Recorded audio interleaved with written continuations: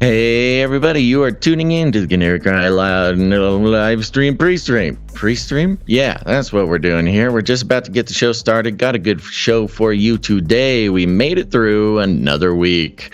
Just wanted to give everybody a little bit of a reminder here. Twitch is still suspended.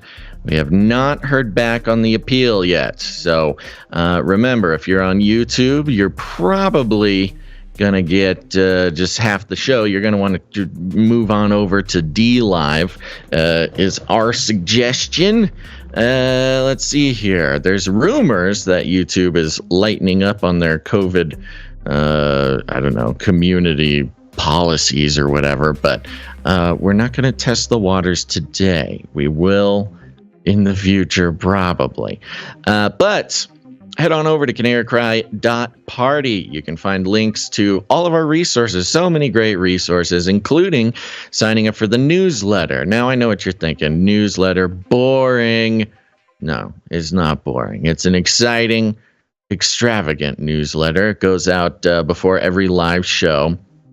Some important things in that newsletter are the sources. You got links to all the sources that we use during the show. You also have the art from producers, as well as meetups and occasionally other announcements. So it's a very useful tool on top of just keeping you posted. If we get, banned or suspended off of something, that'll be the first place to find out, stuff like that. So go sign up for the newsletter there at canarycry.party and explore the rest of our exciting links into the world of Canaryverse. Okay, we're going to get the show started here. Let's go.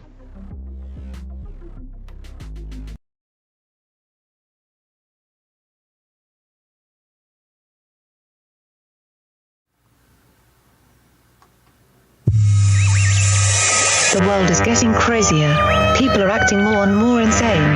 The end of the world is tomorrow. Tomorrow. There's only one thing to do when the world is falling apart. Listen to Basil and Gonz as they discuss this week's news and events through the lens of Bible prophecy.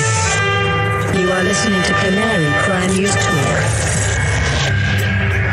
You're listening to Canary Cry News Talk. Today is August 26, 2022. We are live to tape on episode 527. And today, Bill's John. And signing on from off the grid, Razzle Dazzle. I'm your best buddy, Basil. And my name is Gonz, your favorite Asian provocateur for Christ, a.k.a. the Cabana Boy, here to bring you a podcast that brings you the best news, which is the gospel message of Jesus Christ, while reporting the egregious with the well-rounded, biblically grounded take on world events. And today's emergent phenomena, is expressed in a jingle. Done. Don't even get me started on bidets, man. Bidets, man. Bidets, man. I'm telling you, you were living the life, man. Bidets, man. Wow, it's been a while. Been a while since we've heard the bidet jingle. That's fun. What a blast from the past. Well, do you want a rundown for today's show, Gonz? Run it down. Here we go. And we're off. We're going to be starting the show off with a little check-in on sewer surveillance. Have you heard of it? Well, if you've been listening to this show for any amount of time, you certainly have.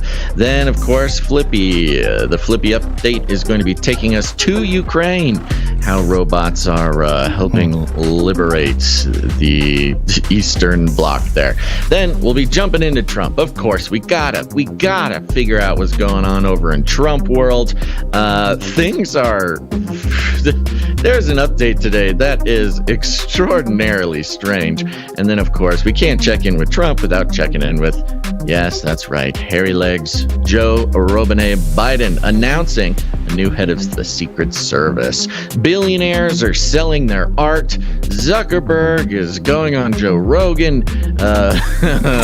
The murder of Japan's prime minister has ties to mainstream news outlets in the United States. And religion. Pfizer is being sued by Moderna, and SOS. We're using exclamation points when it comes to climate change now. These are just little morsels that you got to stick around for.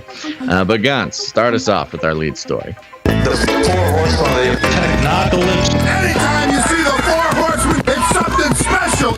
Today's leading horseman. We're taking things that are genetically modified organisms and we're injecting them in little kids' arms. We just shoot them right into the vein, right into the vein, right into the vein. And it pertains...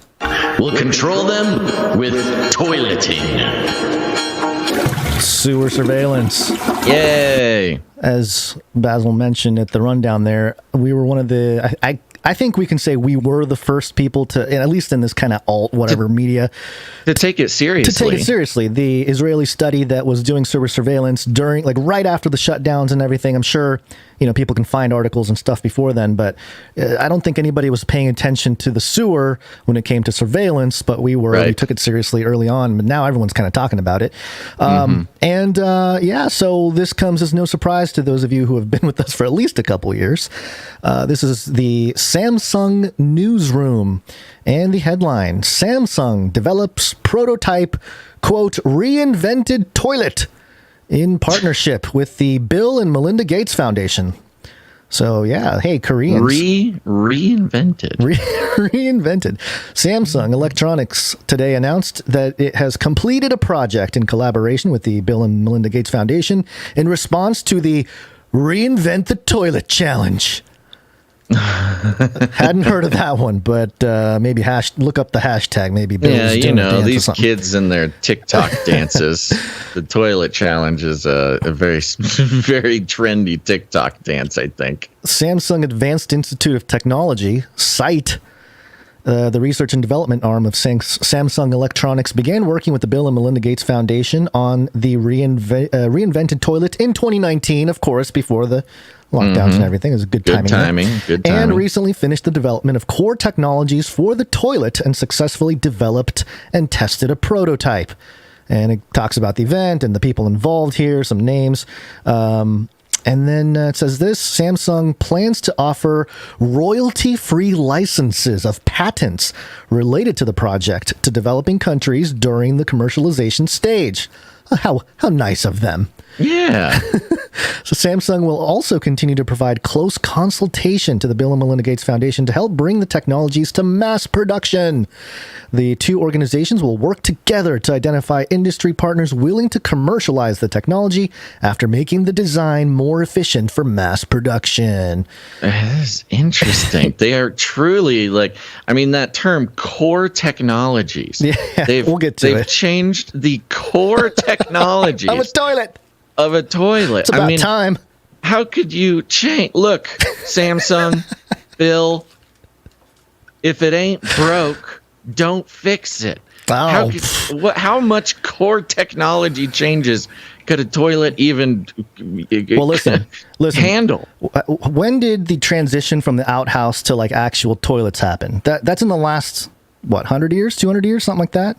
Or do you think they go? There's probably 100. A version of it in ancient Rome or something like that, right? Well, it depends. If you think of toilet as taking the sewage away from your home. Yeah, didn't Rome have a system? That's fairly new. That's I know they had some kind of water. Maybe they didn't have a sewage system, but they had some kind of water thing. Well, they did. They had the aqueduct, and they had sewers, but not how we think of them. Okay. I don't know. The toilet. Come on, why don't you know the history of toiletry? The core. I've actually gone into the history of the toilet. The core technologies that have now been reinvented by Bill and Melinda Gates and Samsung is barely 100 years old. I'd say. Let's hear more. During 3 years of research and development, 3 years. SITE worked on the basic design and development, developed the components and modular technology, leading to the successful development of a prototype for household use. The product is energy efficient with effluent treatment capacity and meets the effluent, EFFLUENT. Yeah, not affluent. Look, energy efficient. A toilet is the most energy efficient appliance in your home. It uses a gravity. There's no energy. Yeah, it's just gravity. What is it, using less gravity? And meets the performance required by the Bill and Melinda Gates Foundation for commercialization for a household use reinvented toilet. The core technologies developed by Samsung include heat treatment, which is they've had that. And like a warming seat? Sure. Like a heated toilet seat? Yeah, they've had that. I don't know why that's so new. Okay. And bioprocessing technologies to kill pathogens from human waste and make the released effluent and solids safe for the environment. Oh, maybe the heat treatment is like it fries the sewage before it leaves. Yeah, remember Bill Bill did that thing where he, drank his own urine or something like that. Oh, they extracted water from his excrement, and then he drank it like a very cool guy. Yeah. This is how you save the world, folks. Yeah, and he took like a little Obama sip. Right. Remember Obama sipping the water in Flint, Michigan? That was Bill Gates sipping his poo-poo water. The system enables the treatment. The system enables the treated water to be fully recycled. Solid waste is dehydrated, so similar to frying it. It's dehydrated, dried, and combusted into ashes, while liquid waste is treated. Incinerated. Yeah. Wow. While liquid waste is treated through a biological purification process. There is no way on God's green earth that a toilet that filters everything, dehydrates your excrement, turns it into jerky, and then sets it on fire and purifying your urine. There's no way that all of that can be done with less energy than the gravity-fed toilet of today. This makes no sense unless the combustion of the excrement has a heat capture electricity generating device in there. You could burn the excrement to create the electricity to power the purifier. And my phone's dying. Well, go eat some. A little USB drive on the side there. That'd be great. Launched in 2011, the Reinvent the Toilet Challenge is the Bill and Melinda Gates Foundation's initiative to develop transformative toilet technologies that can safely and effectively manage human waste. So they've been at it for a decade. According to the World Health Organization and UNICEF, about 3.6 billion people are forced to use unsafe sanitation facilities, resulting in 500,000 children under 5 dying every year from diarrhea diseases caused by limited access to safe water and hygiene. So he's saving the world, folks. Back off, okay? He's saving the world. It is interesting. It's kind of like an off-grid type of concept. It sounds like what they're trying to do is get rid of the need for a sewer system. So your waste doesn't go into like a city sewer system. It just gets all handled there in your house. I'll tell you this. The problem with the sewer surveillance, the way they do it now, where they go into the sewage system and they kind of test for COVID or whatever they're doing, is it's all kind of mixed together, right? Yeah. With this, I think Samsung, I'm not saying that they have this in there. This is just my thinking, has the ability to sort of analyze the waste before they absolutely change it. And then all that data gets stored onto Samsung servers. So they have... Yeah. That's a great point. I mean, you talk about the data economy that we're in, where data is the most valuable resource now. Data being the new oil. You have countries fighting over data. You've got wars being fought over data. You know, it's the new most important thing. Your excrement, it really is like one of the last things that they can datatize data or mine. whatever. Yeah, exactly. Yeah, data mine. So without a doubt, I have 0% doubt that this toilet will have some sort of data mining, data collection technology. And yeah, of course it's going to include whatever, an automatic PCR test to look for polio and that's COVID. the thing. You can have upgrades, right? We got to get the software update on the toilet to make sure, you know, the latest pandemic. Because that's really, it's one place where there's privacy being invaded, number one, but also, you know, everybody has to do, you know, and so it's a great place to sort of test what you may or may not have in your body. So Mike Guyver in the YouTube chat says, isn't Samsung known for their hidden cameras? They are definitely known for being data criminals. Yeah. I mean, they have their smart refrigerators, they have their smart toasters, they make smart appliances is what they do. And yeah, the data is sort of the back room monetization. And on one hand, they will justify it by saying, hey, that's how we can make the toilets so cheap. You know, that's how we can make them cheap enough to give to whatever developing countries, things like that. Because it's all paid for on the back end with the data, baby. Well, if they use fiberglass, they can turn them into gummy bears. Right. And then you got the whole circular economy. Yeah. Turn the toilet. Once the toilet's done, setting your waste on fire and sending all your info to Bill Gates, you can melt it down and make some lollipops like the wind turbines. Well, that's very exciting, Gons. What a brave new world we live in. Yes, brave new world on this Friday. It's Friday, It's Friday, It's Friday. It's Friday, Yeah. You gonna learn today? Cause it's Friday. You ain't got no job. And you ain't got Are you not entertained? It's Friday. It's Friday. It's Friday. That's right. It's Friday. We made it through the week. I'm very excited about this fact. And Gons, what are you looking forward to the most this weekend?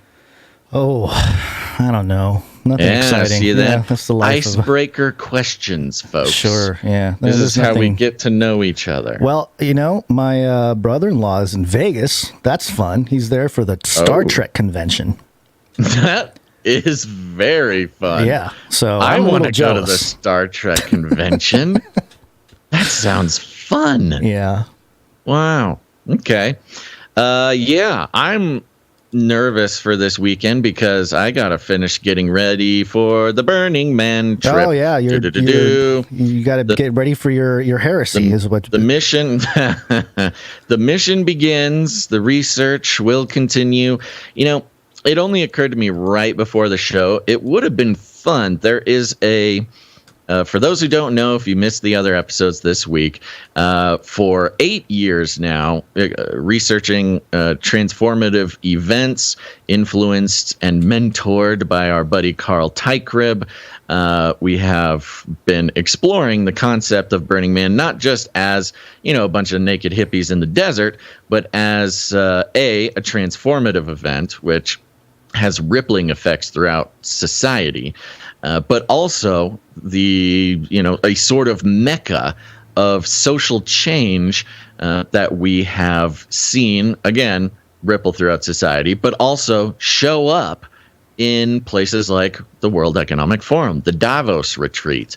We gave a big old long spiel. I'm not going to do it again. Last episode about how some of the lectures that I attended in 2018 and 19 included people who eventually were literally bringing psychedelics to Davos and, helping Klaus Schwab release his chakras with ecstatic dance and psychedelic mushrooms, stuff like that. So it's a very important event, and it's one that, as we've seen, is so polarizing. Yeah. Thank you. It's packed with mythos and emotion for people all over the world, especially some of our listeners who are not happy about this. And I understand it could have been surprising to hear that this was that we were doing this again out of nowhere if you didn't know that we had been doing it for 8 years already. We even lost some monthly support from one person in particular, but who knows. So anyways, I say all that to say this weekend I'm packing bags, making sure I can survive out there because I'm looking forward to getting back to work and bringing back some reports. We're going to be trying, Lord willing, and the creek don't rise. I'm still going to jump in and stream live for the shows next week, as well as creating some content. So at the very least, if there's some sort of satellite explosion and Elon cannot deliver Starlink to Burning Man, which would just be atrocious, I will at least be sending in video reports and things that you will get to enjoy all through next week, as well as going to be doing some interviews and just some more boots on the ground reporting from the event. And this is special. This is special because this is the first time we've done this in our new News Talk format. And we will get to pretty much in real time track trends and messages and social change from what has been called the garden bed of social change, social engineering, that is Burning Man. We will track them live, real time, from Burning Man as they manifest in the world as a whole. I think just more than anything, if people are upset or, we've gotten both sides. There's people that support us. There's a lot of support too, by the way. But I think what everybody can do, I'm just going to call upon the producers. Yes. Producers, assemble! Whether you're for or against the situation, I think the basics that we can do is to pray for you and your crew to go when going out there, all the technology, whatever it is, and just cover protection, all that stuff. Because regardless, of whether you like it or not, it's something that we've been tracking for a while, and I don't think there's another ministry out there doing it quite like this. So that's one of the fun parts about our body of work, Gons, is that to our knowledge, there is literally no other, show or ministry or something that does what we do 3 times a week, but also does this very in-depth sort of experiential reporting from places like Burning Man. So it's been a kind of a unique part of our work for 8 years now, and we're going to finally be able to continue doing that in this new format. So thank you to everybody who is helping support that mission. Of course, soul saving is always a part of it too. So if you are supportive of that mission and you want to help us pay some of the bills for travel and supplies and tickets and things like that, you can certainly do so by heading to canarycryradio.com/support. canarycryradio.com/support. Ooh, I like what Yurt Mama sounds like somebody's name at Burning Man. Says Burning Man is a ritual / weaponized anthropology, God's protection and care. Weaponized anthropology. That's an interesting term. Yeah. So That being said, Gons, we are on the value for value model. Ooh, I just wanted to mention, if you receive our newsletters, in today's newsletter, I once again included the list of our research episodes. These were episodes put out on the podcast feeds, various podcast feeds. So if you get the newsletter, go check your email. And if you have not sort of interacted with those postings of ours before, go check it out. Some people were checking them out after I sent them out last episode, and they loved it. They absolutely loved it. So I think you're going to love it too. And it'll help you understand why this is a part of what we do. Oh, and like I said, we're on the value for value model. Everything we do is equipped, provided in cooperation with our producers. And our producers are you, dear listener. We take no corporate money whatsoever, no platform partnerships, advertisements, no nothing. The corporations have no hand in the flow of information that comes through Canary Cry News Talk, and that's the way it has to be. It's not the most reliable way all the time, but the God is good, and God's people know to support things and the value of not having corporations involved.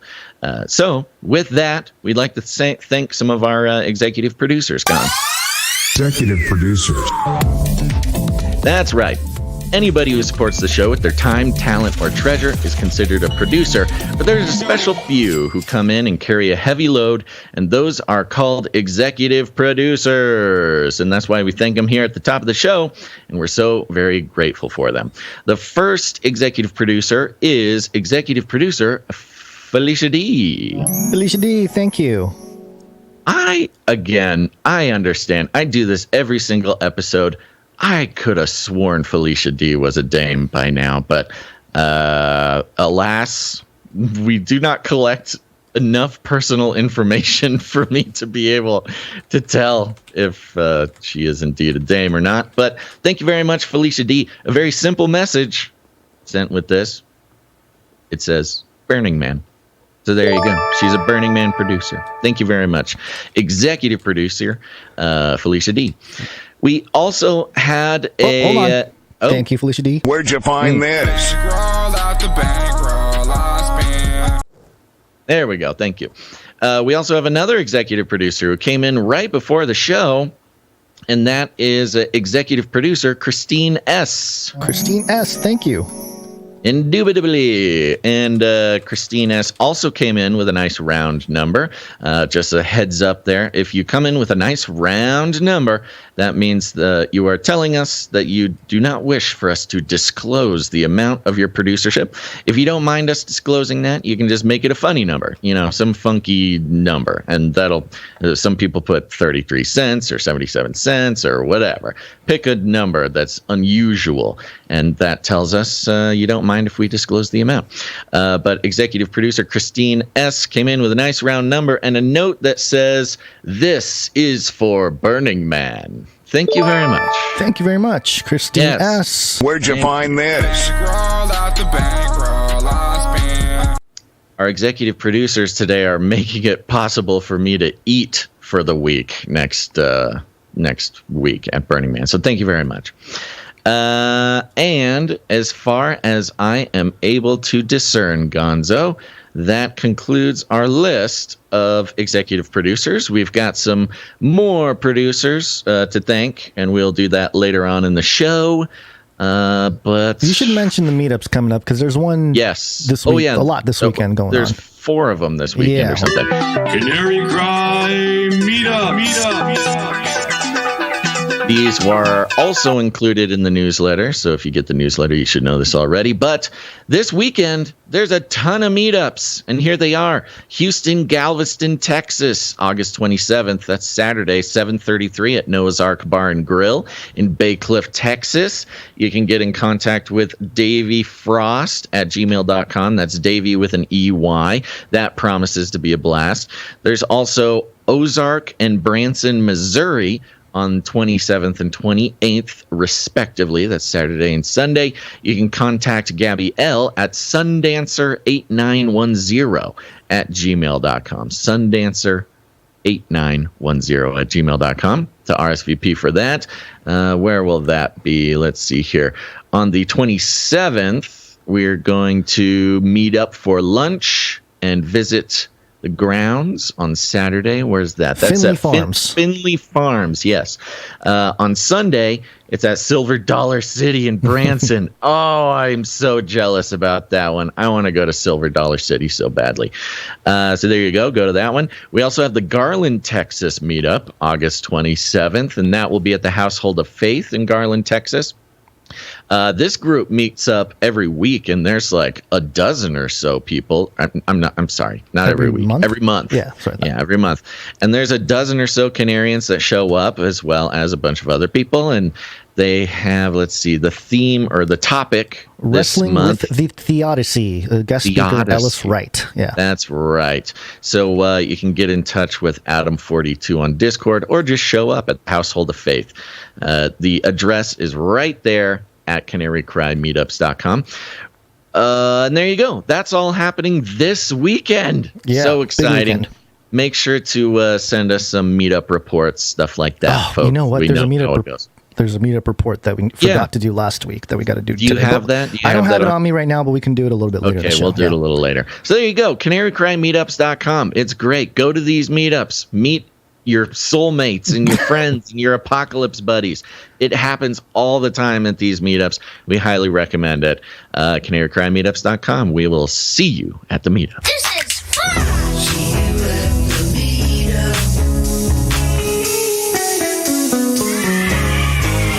Oh, hold on. I was considering trying to do a meetup at Burning Man in case there were any other Canarians at Burning Man. But that sounds like a lot of work, and I don't know if that's a thing. But if there are any other Canarians going out there, send an email to canarycryradio@gmail.com, and we can team up and burn it down. No, I'm just kidding. Not going to do that. Not going to do that. We're just going to burn save it down souls. with God's judgment. No, we're going to Should we rain down fire from heaven? Jesus told the disciples not to do that, by the way, at one point. Wait, New I Testament. also wanted to mention. Oh, this was annoying, Gons. Okay. One of the Monties. You'll notice I'm not wearing the tweet hungry boy apron today. Oh yeah. One of the Monties. I don't know. Took revenge. Ooh. And took out your apron. Pee on my apron. Oh yeah. And well, he's so claiming I'm very it. sad about that. It's such an awesome piece of cloth that he's claiming it. Yeah. Right. He loved it so much. So I didn't notice it. I was wearing it when we first got on to do the show, and I was like, "What is that? Oh no, what's that smell? Oh no, it's actually making me sick." Slow motion. I had to take it off. Right. I'm wearing my my ice vest. It's my ice pack vest to keep me cool here with no AC, which I've said in the past looks like a bulletproof vest. I'm not wearing a bulletproof vest. I'm wearing an ice vest that has been in the freezer all night, and my entire torso is numb. But just so if there's any FBI agents, that's a different kind of vest. It's a different kind of life vest or bulletproof I'm not vest. part of a militia or something. I know that would be tempting. I'm simply wearing an ice pack vest so I don't die on air. You can be a catcher or an umpire in baseball or something too. That's kind of what it looks like. Yeah, it's my umpire vest. Yeah, there you go. sure. So there's a little explanation. All right, let's get to the Flippy update. Flippy update. Do you want fries with that?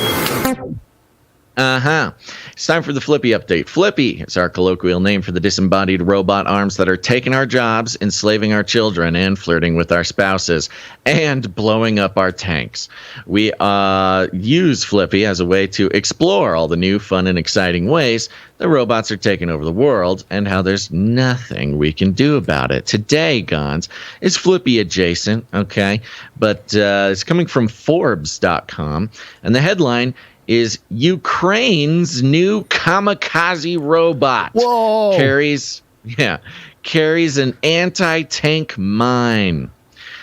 Now, first of all, Gons, as our resident person of color here, using kamikaze in this context, is that offensive? Do we need to cancel Forbes? No. Why would I?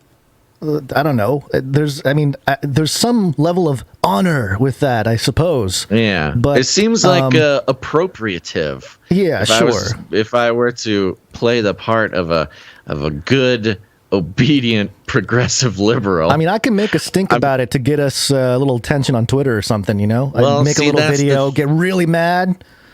One of these days, Gons, we're gonna have to spend all of our victim points. Okay, what do we get? It only worked once with YouTube when we said, "Hey, how are you gonna stop Asian hate?" And they're like, "Oh, sorry, they backed up. Exactly. They backed up a strike." The second time it didn't work though. Gons, they were on to us. I want you to know I don't think this, but if I were to take the stance of corporate America, I would ask, what's the point of having people of color on the show if we don't get victim points? Come on. All right, I'll work up a thing. I'll write on it or something. Thank you. We need a hashtag. Sure.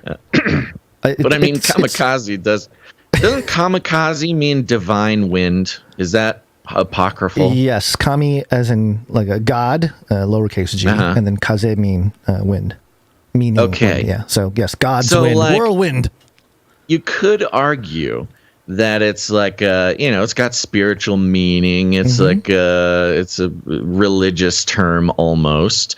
And so to use it so flippantly by calling it a kamikaze robot, we should be able to get some victim points out of this. Yeah. All right. Here we go. It goes like this. Ukraine's military has a new remote-controlled weapon, a small ground robot carrying an anti-tank mine known as the Gnome Kamikaze, which is a weird name. Yeah, Gnome, Gnome. So what? Okay, so it's a tiny little divine wind or something, known as the Gnome Kamikaze. It adds a new dimension to mine warfare. This is Forbes, right? Mine. Yeah, Forbes. Yes, just double checking. Mobile mine. Ukrainian company Temerland, based in Zaporizhzhia, developed the robot after release of the machine gun armed Gnome. That's the one we've covered before. It was the machine gun robot. Let me start that sentence over again. They developed the robot after release of the machine gun armed Gnome unscrewed vehicle in June. What? Oh, uncrewed. Sorry. The Gnome Kamikaze is based on a four-wheeled platform with an exceptionally low ground clearance, low enough to drive underneath cars and other wheeled vehicles. Oh no, you know what? You know what could have the Gnome Kamikaze could have saved the life of Dugina, the lady. Dugina saved the life. Yeah, or taken the life. Been the one that placed the explosive. That's what I suppose. I'm saying. But yeah, Dugina died of a car bomb, and that's kind of a weird connection here, isn't it? You had the Dugina Russian propagandist, aka journalist, who was murdered in a terrorist attack, as reported from Russia, and Ukraine. I can't remember. Did they take responsibility for it, or is Russia just blaming Ukraine for? I think stuff? Russia's just blaming either Ukraine. Way. It could have been either way. It's whatever. It's part of the whole thing. We have the jingle here. Fiery explosion just outside Moscow. Russian investigators say a car bomb killed the daughter of a close ally in a contract killing. Daria Dugin, the daughter of Alexander Dugin, whose brain died in the blast, whose brain. By the way, people, I know you, our dear listeners, know this, but there are people who tune into the show for a second and see us reading mainstream news and think that we are endorsing it or something like that. Yeah, all we do is not believe, what we're doing. All we do is believe mainstream news. Yeah, we got some angry emails about talking about this Dugina person, and from people who obviously did not listen to a word we said. Anyways, So yeah, the timing is very strange. August 25th, that was yesterday, this article came out, like a day after the car bomb explosion that killed Dugina. Yeah. So when you think of the series of events here, you have Flippy, or Flippy's cousin, Gnome, the little robot. It's just a strange series of events. Yeah. You've got the car explosion, and then boom, the announcement of a tiny, mine robot that can go underneath a car and explode it. Weird, huh? Keeps on going. Its cargo compartment takes a TM-62 type anti-tank mine, Tank. a Russian weapon, appropriately enough. Why is it appropriately enough? They're using their own mines against them. Only Putin uses such devices. True. And we have to, unless you're Ukraine. The TM-62 carries a charge of 7.5 kilograms of explosive with a magnetic influence fuse set off by any metallic object above it. Edward Trotsenko, CEO and owner of Temerland, notes that the operator can also trigger Gnome Kamikaze to detonate at will. Ukrainian forces have used TM-62 mine extensively in the current conflict. They are powerful enough to cause critical damage to main battle tanks, or simply flip vehicles over, or simply murder journalists. In general, the mine will at least destroy a track or wheel, leaving a vehicle immobile and helpless. One Ukrainian defender commented that, quote, "Our three main allies are the Dnipro River and Seversky Donets River, and the TM-62 anti-tank mine." The Gnome Kamikaze turns these mines into offensive weapons. And I thought that was an interesting aspect of it as well. Just sort of in the abstract, in the philosophical, First of all, the Gnome being a kamikaze, where we have these robots not even necessarily just delivering. No, they're suicide weapons. robots. They are suicide robots. It is sort of religious in the context of all the suicide bombers that were. Yeah. No, you don't need to strap. Of You don't need to strap dynamite to your chest anymore. You don't need to, of course, we're referring to the sort of the Islamic jihadis, whatever strategy there. So you kind of have these kamikaze robots, divine wind robots, turning defensive weapons like mines into offensive weapons. So, again, philosophically, abstractly, it's an interesting dynamic that robots are bringing to the battlefield, sort of flipping the idea of defensive weapons on their heads, which is notable because the U.S. specifically talks about all the aid, all the weapons, all the rocket launchers, all the HIMARS, everything. Specifically, I believe it's even written in the bill that promised all the weapons, that these were specifically defensive weapons. Right. It's like Ukraine's Iron Dome. We can justify sending them weapons and not call it a war with Russia, because we're not sending them weapons that they can attack with. We're sending them weapons just to defend themselves. Right. And here we go. We've got the robots turning these defensive weapons into offensive weapons. It's just, there's so much wrapped up in this one little story about a dumb little gnome robot that I thought it was very interesting. The article continues with just sort of like a history of tank mines and just a lot of stuff. I think it's this next little sentence was interesting to me, because it says it is the successor to the World War II German Goliath tracked mine. And I thought if making you're gonna, a comparison to the Nazis. If you're doing the kamikaze, you're doing there's so much wrapped up in the this Nazi thing. I mean, it's just kind of like, okay, so you're basically taking the bad guys' technology and calling it good, and this very much is in line with the military-industrial complex propaganda, because we are the war machine, we are the arms dealers, so they have to make it look good. It's like, well, we took the bad guy stuff, but we're making it good for the Ukrainians.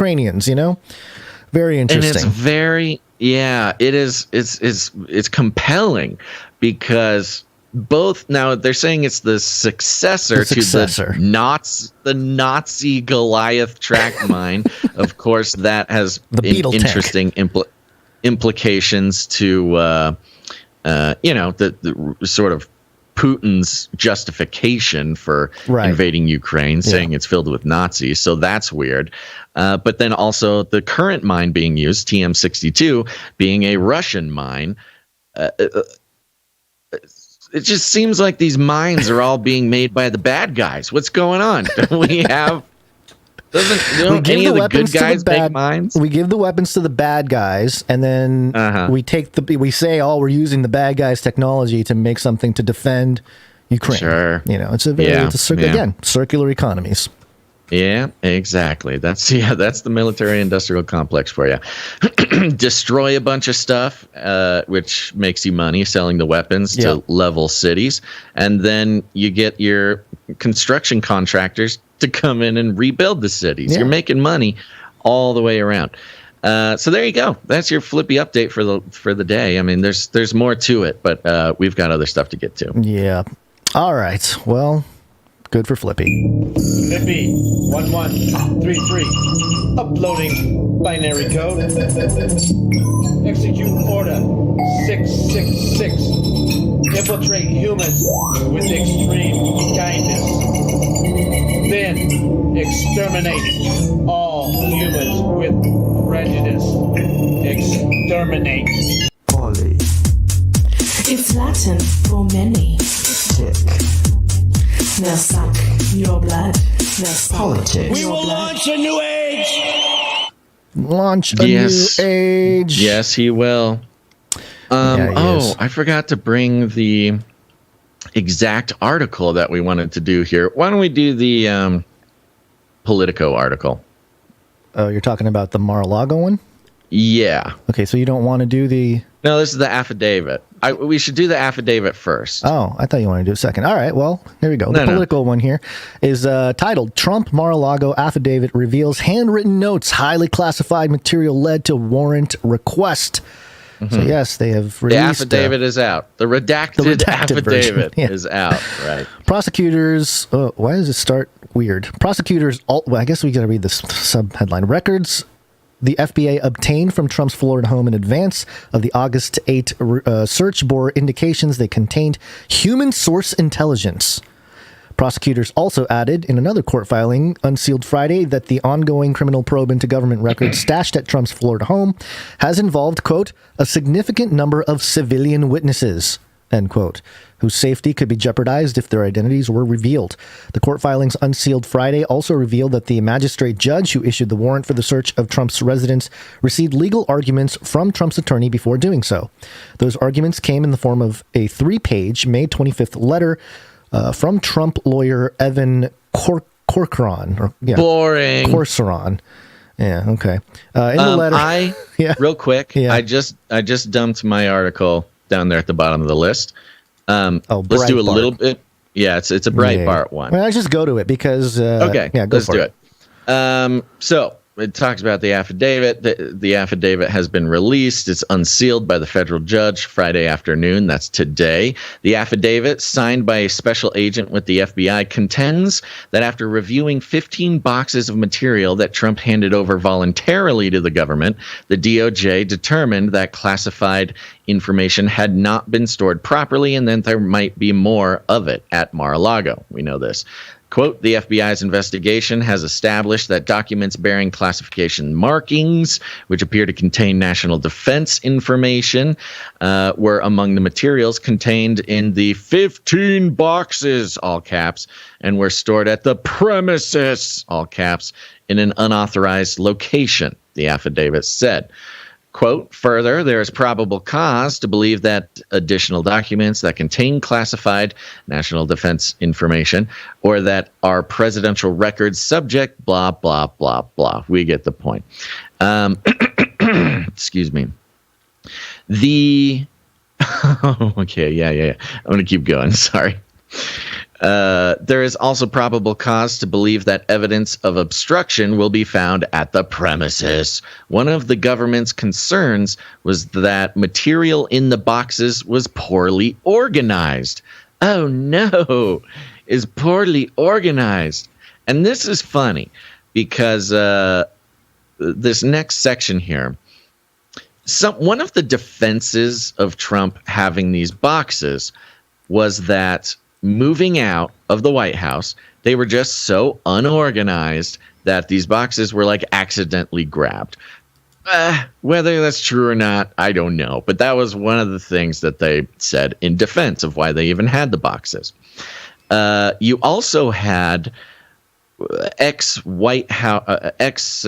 White House aides saying, yeah, the guy's a weird pack rat, man. He saves everything. He puts it in his own special little box. It could be like an important document. It could also be like a doodle. He doodled on a napkin. It could also be a magazine he found in the bathroom. But he just like keeps everything and he puts it in these boxes and it's maddening. This came out about a week or two ago. And this is straight from the affidavit.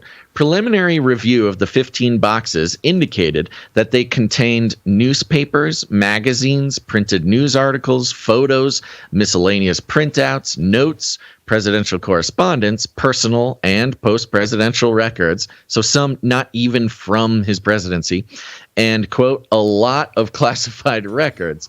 Most significant concern was that highly classified records were unfolded, intermixed with other records, and otherwise improperly identified.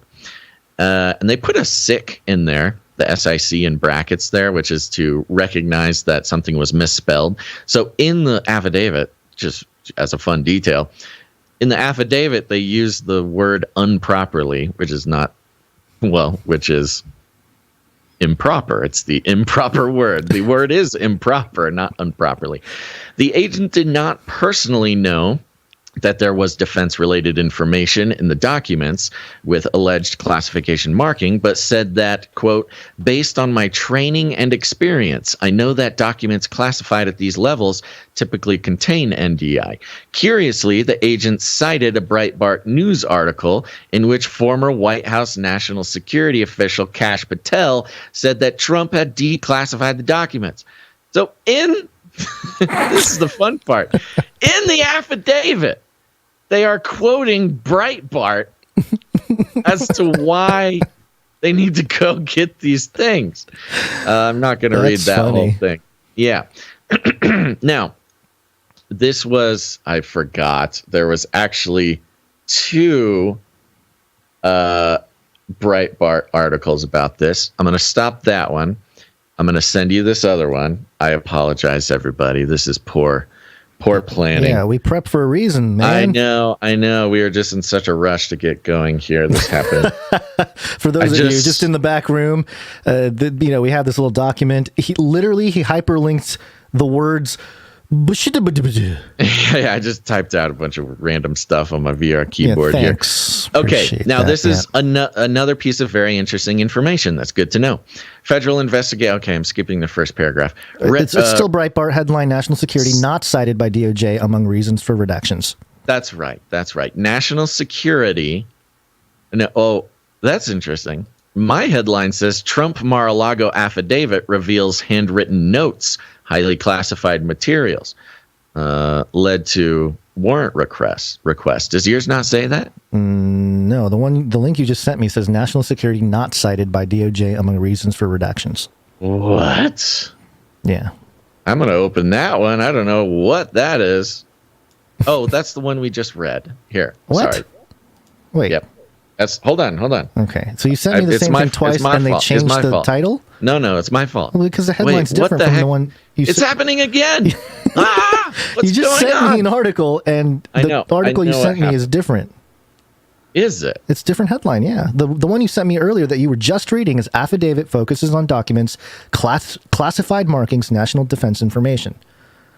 And then weird. The one you they must just have just changed the thing. It's possible. Breitbart's, they're part of the whole thing. They can be 1984. They're doing their thing. Yeah. Yeah. Okay. All right. Well, shoot. I'm sorry. No. segment. Settle down. I'm so sorry. I have no idea why it's doing this. This is the weirdest thing ever. It is not letting me send you this article. I'm just gonna tell me what it is, and I'm gonna tell you what it says here. Okay. Records the FBI obtained from Trump's Florida home in advance of the August 8th search bore indications they contained human source intelligence, intercepts under the Foreign Intelligence Service Act, and signals intelligence, as well as other tags indicating high sensitivity.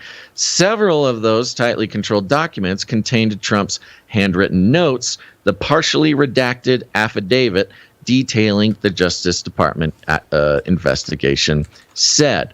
And you go down a little bit further.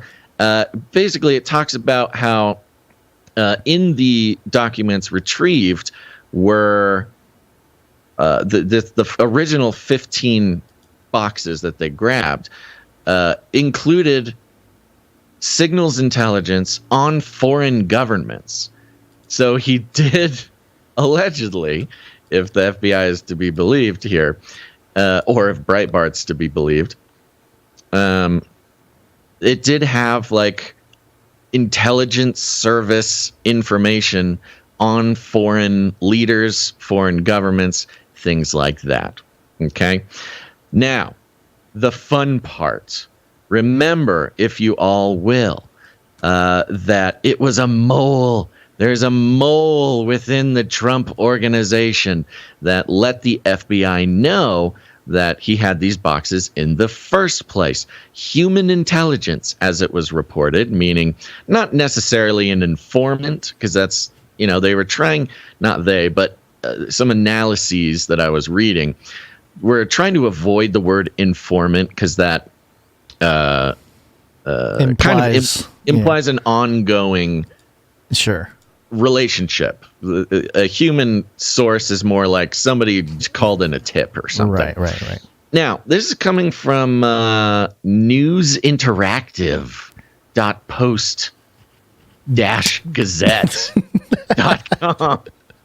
I'm not exactly sure what this is, but it was trending. Oh, Post-Gazette. Pittsburgh Post-Gazette is what it is. Okay. But it's a real blast, and I'm happy to bring it to the show. It's a kind of a longer expose on this woman. The headline is Inventing Anna, the Tale of a Fake Heiress, Mar-a-Lago, and an FBI investigation. Dun, dun, dun. And this dropped today, the same day of the affidavit, the redacted affidavit. By the way, the redacted affidavit was over 30 pages long, and something like 24 of the pages are partially or entirely redacted. So an incredibly redacted document. So the information you're getting from the affidavit is just scratching the surface as to what was actually in there.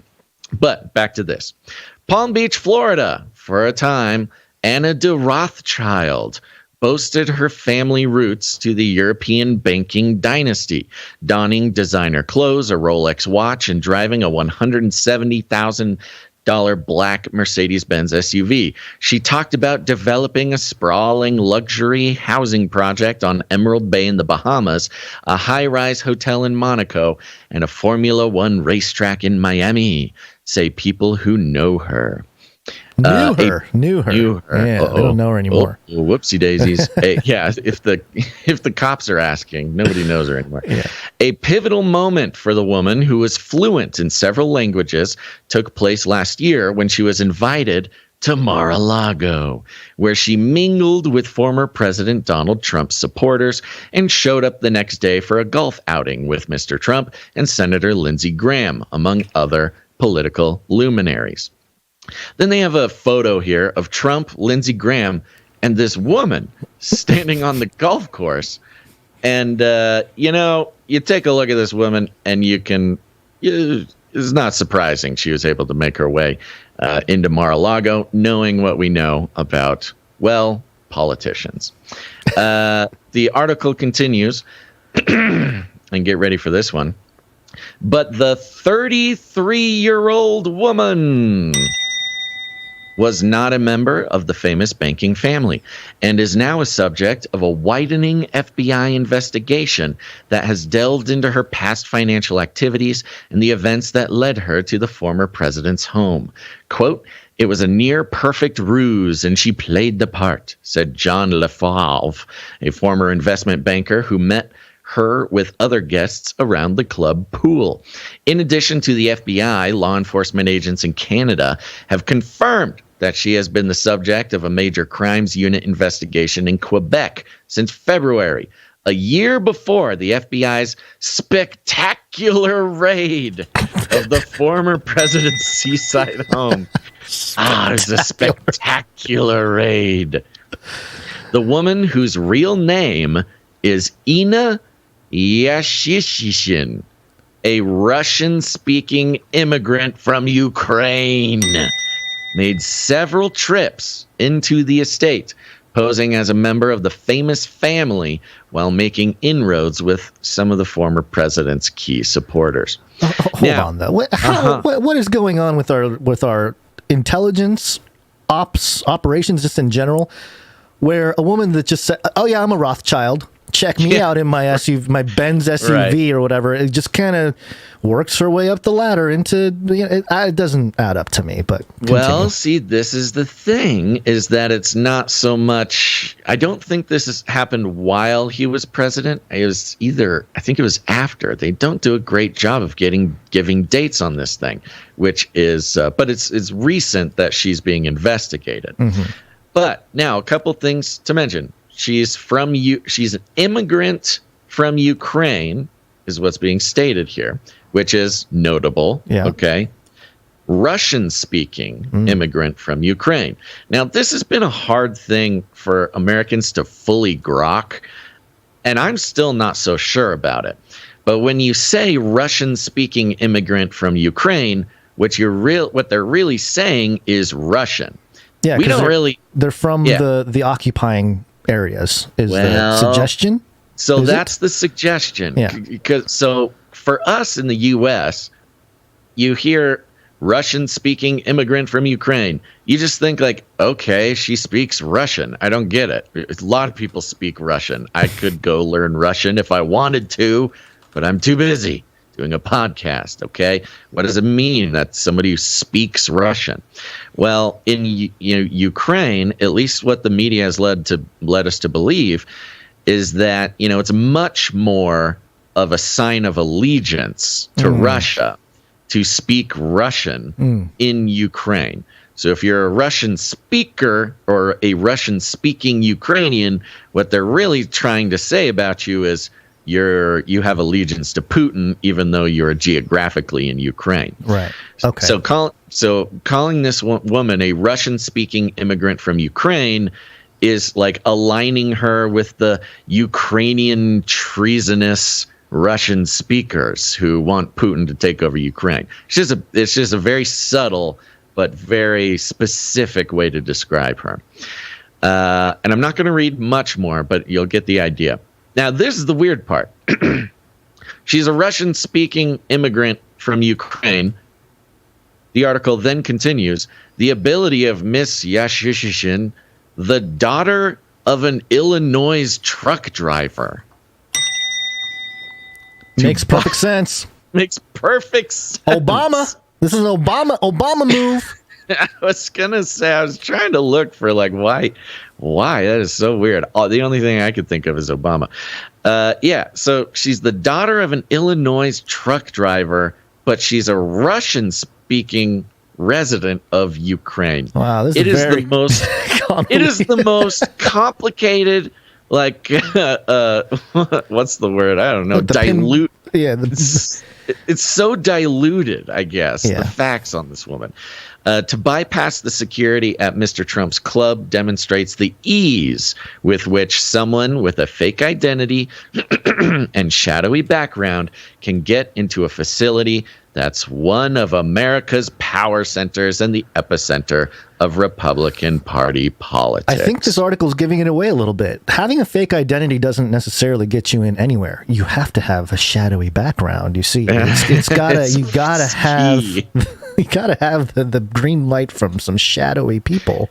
Exactly. Yeah. And they really give it away right here. The article, I'm almost done here. The article continues. Those issues have become even more critical, being how easy it was for her to get into Mar-a-Lago. Those issues have become even more critical after FBI agents seized boxes of classified and top secret materials 2 weeks ago from Mar-a-Lago after executing a search warrant on Mr. Trump's home.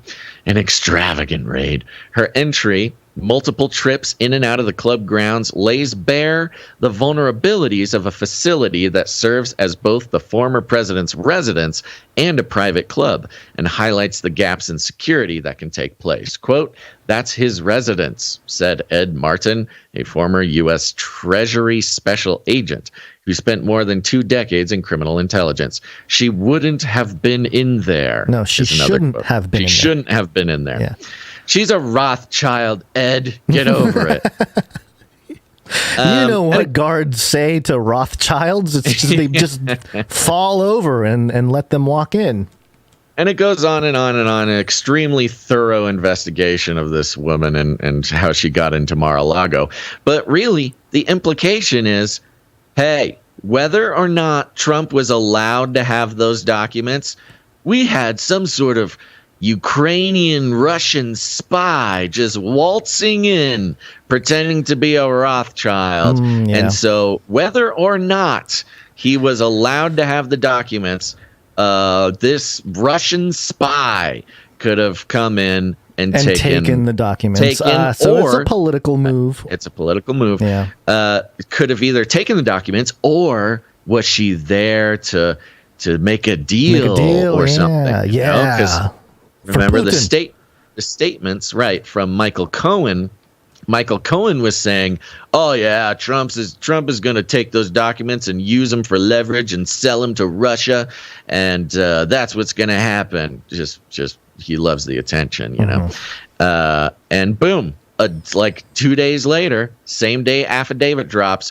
Oh yeah, there was this young, good-looking Russian spy who was just waltzing in and out of Mar-a-Lago. It's really sort of crafting this grand narrative about how Trump, is a danger to democracy for those exact reasons. You know what Trump said when he found out about this? What did he say, Gons? Goodbye, everybody, and that's the end. And everyone says, "Oh, that was fun." Bye, bye, bye, bye. I'm out of here. Bye. Got hairy legs. Got hairy legs. Got hairy legs. Hairy. Got hairy legs. Hairy COVID. Especially after that Paxlovid. This is Politico.com. Just real quickly here. Biden announces new head of Secret Service. Yay. Kimberly Cheadle's career with the agency spans more than 25 years, including numerous leadership roles. Yeah, like Don Cheadle. No, it's spelled differently. Don Cheadle. It's spelled differently, yeah. DHS Inspector General Joseph Kufari seemed to push back against the increased scrutiny. Politico reported at the beginning of August that Kufari wrote in a work email that, quote, "Because of the U.S. Attorney General guidelines and quality standards, we cannot always publicly respond to untruths and false information about our work." He continued, "I am proud of the resilience I have witnessed in the face of this onslaught of meritless criticism." Yeah, meritless criticism.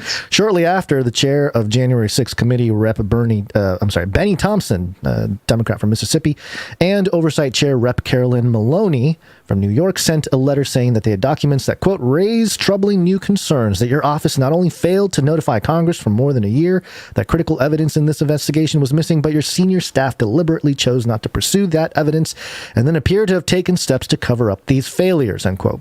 "Tackling these problems will be part of the next phase of Cheadle's 25-plus year career with the Secret Service.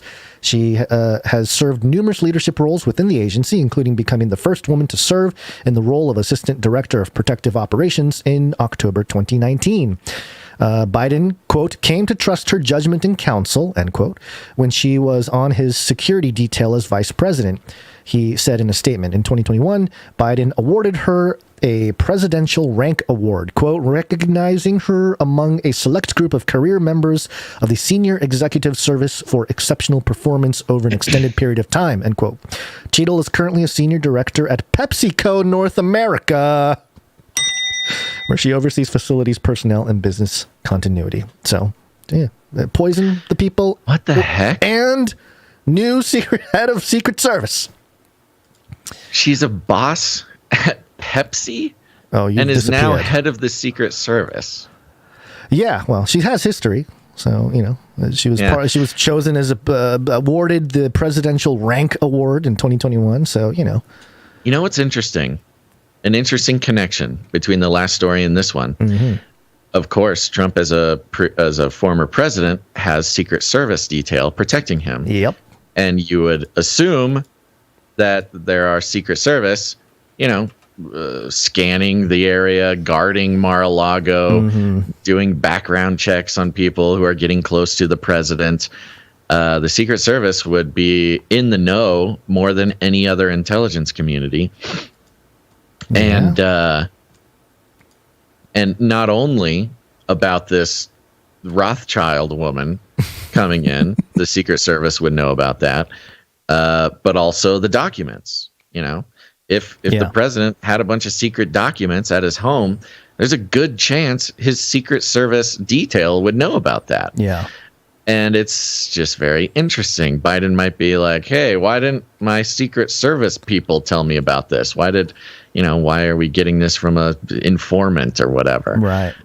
Maybe the mole is a Secret Service agent. Who knows? Or, you know, I mean, if you want to keep tabs on, because this is the weird part about Trump and Biden, that very few other presidents have ever been in this situation, which is being ideologically and politically as an aggravating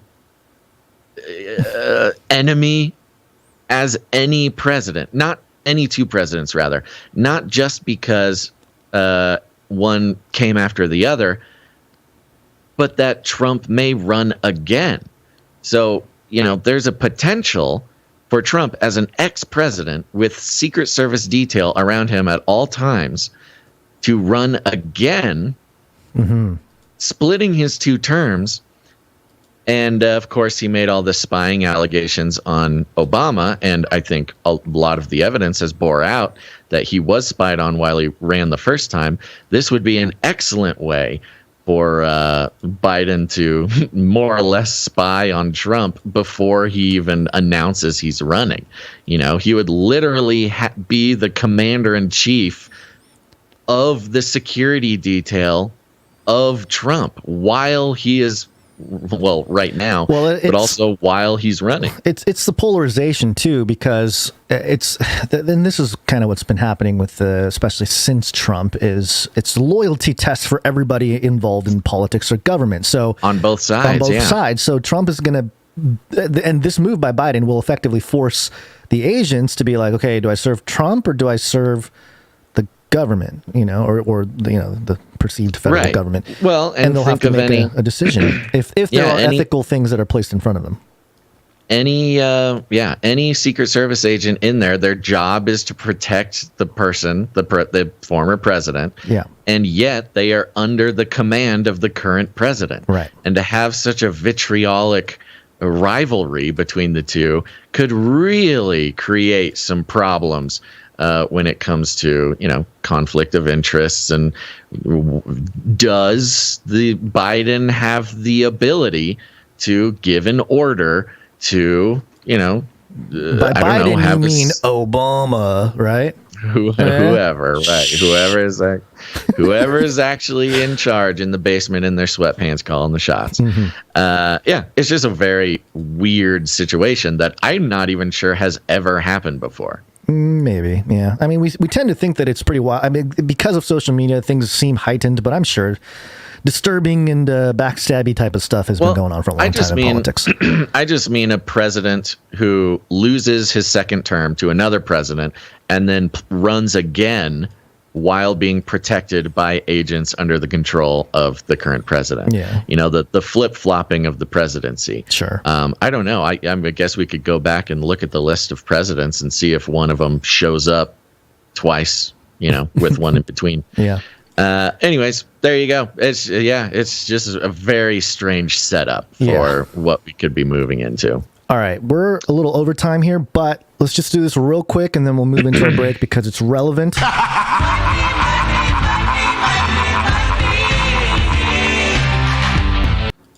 So, this Wall Street Journal article, just real quick. Paul Allen's $1 billion art collection heads to auction.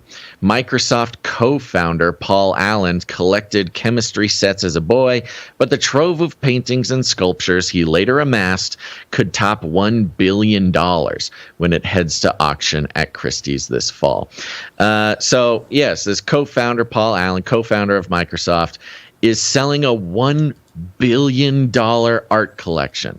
Now, for some context, rich people collect art not because they like art, but because it holds value. It's a store of value. Yeah, exactly. Normally goes up in value, especially during economic trouble. Right. Exactly. It's an investment. So, you know, an art collector is not necessarily just like a lover of art. They are investing. They are putting money in something that will gain more value. It's literally a financial asset, right, to these billionaires.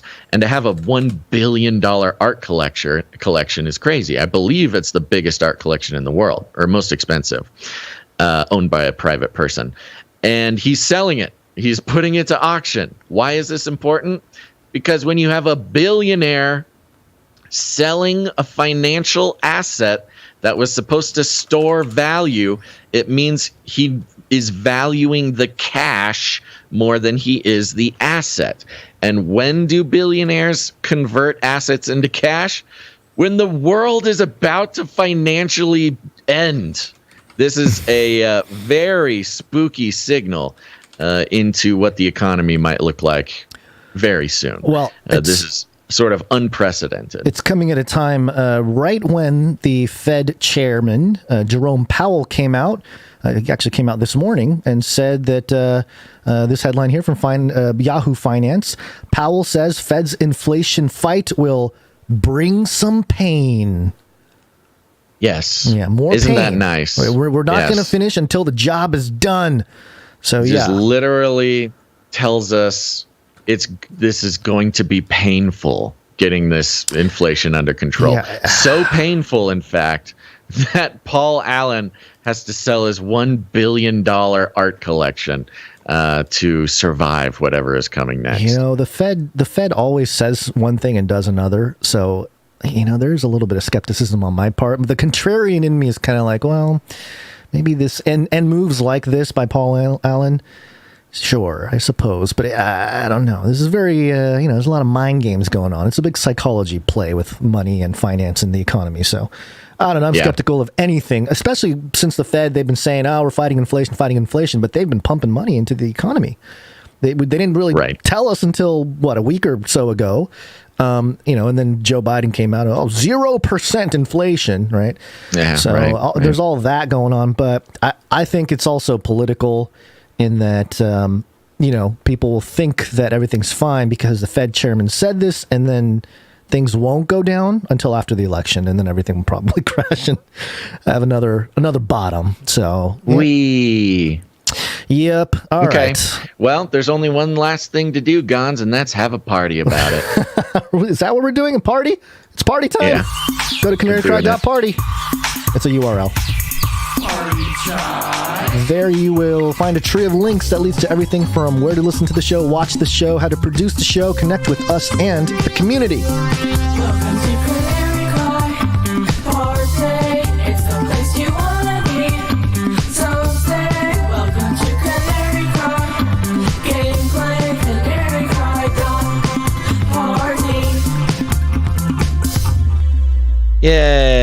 canarycry.party. Go check it out. You got all the resources you could possibly want, including links to Ravel. Ravel is a podcast I do with Dr. Christopher Ryan Gates, who's got a PhD in biblical interpretation. We talk scripture, society, and scandal, having tough conversations in good faith. Right now we have our Pentecost episode up. You should go check it out, our 50th episode. You can find it on your podcast players as well as canarycry.party.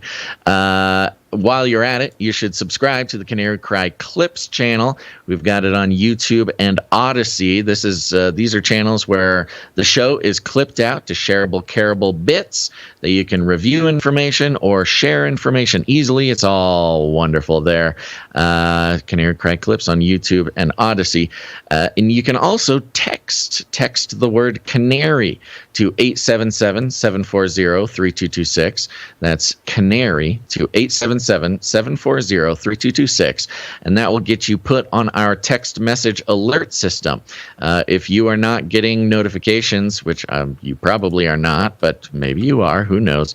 If you're not getting notifications when we go live from YouTube or DLive or Big Tech of any kind, do not fret. You can get on our text message alert system, and we just send out a text when we're live. You'll know exactly when to hop on and say hi to your buddies. That's us and the rest of the Canarians. Again, Canary to 877-740-3226. All right, let's take a break and thank some people. It's break time! Come on, take a break. That's right, folks. We're going to take a quick break, so don't go anywhere. We're going to thank some producers. Now, remember, you can produce the show with your time, your talent, or your treasure. It's all good. Lots of ways to do it. But you may notice we have no advertising, affiliate codes, partnerships with platforms, none of that. We are entirely funded by the people who get value from this show. It's called the Value for Value system. It's a revolutionary idea. Can you even imagine a world where the flow of information and the analysis and deconstruction of world events and corporate news isn't funded by corporations who are buying their way into your mind, in front of your eyeballs, into your ears, in hopes of subtly, psychologically manipulating you into spending money you don't have on things you don't need, especially in times like this. Come on now. We are committed to the value for value system because we believe that corporations have no place in independent media. If a lot of shows are claiming to be independent, but if they're advertising to you, I'm not sure what they are independent from, because we all know that corporate money comes with a lot of corporate profit motives.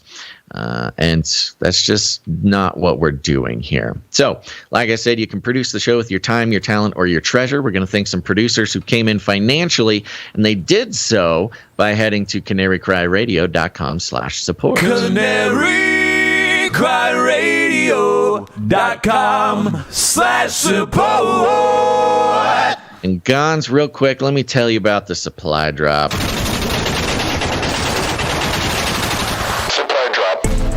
That's right. The Canary Cry supply drop is coming. It's coming, folks. Run for your lives. Or just make sure to answer the door when the UPS man comes by, because when you support the show in the amount of $33.33 a month, you are instantly put on a list of producers who get free stuff, free gifts. Once per quarter, 4 times a year, we are creating bespoke, valuable gear and trinkets and things that should bring more value to your life, and we are sending them directly to you 4 times a year. It's really a blast. I'm having a fun doing it. Everything is created by producers of the show, designed by artists of the show, made here in America. It's all wonderful. But here's the bad news, Gons. There's only 6 more days to sign up. 5 more days if you don't count today. There's only 6 more days before the cutoff, which is September 1st. And, if you don't sign up before September 1st, not on September 1st, before September 1st, we need to have that cutoff because we need to know exact numbers, how many of things we are manufacturing. So go sign up. You can do that at canarycrysupply.com. This is one of my favorite supply drops we've ever done. We got the New World Order Fantasy Koozie. We got Sir Dove, Knight of Resbeltia's Psalms Bible artwork book. That's right. All the Bible artwork you see on the show here is getting put in a beautiful sort of coffee table book that you can enjoy and brag about. There will also be, very exciting, the Canary Cry Mixtape Volume 1 being professionally manufactured and printed on cassette tape because we're so retro and cool. We had a producer. Cassette player not included. Cassette players not included.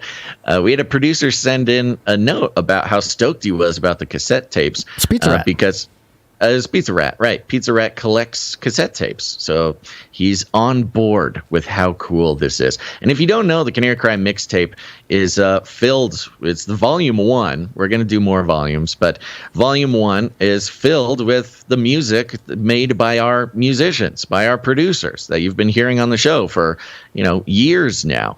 It's very cool. It's very special. You're going to love it. And you can get your own by going to canarycrysupply.com, signing up, support the show. Remember, you're producing the show first, and everything that arrives in your mailbox is our free gift to you.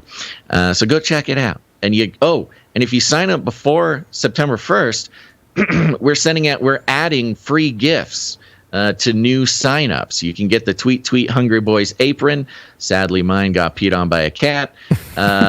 Or it could be the Canary Cry Supply Drop Challenge coin. Some lucky people are going to be getting those. We've got all sorts of nice promo items. You're going to get more stuff than ever by signing up before September 1st. Okay, go do that. canarycrysupply.com.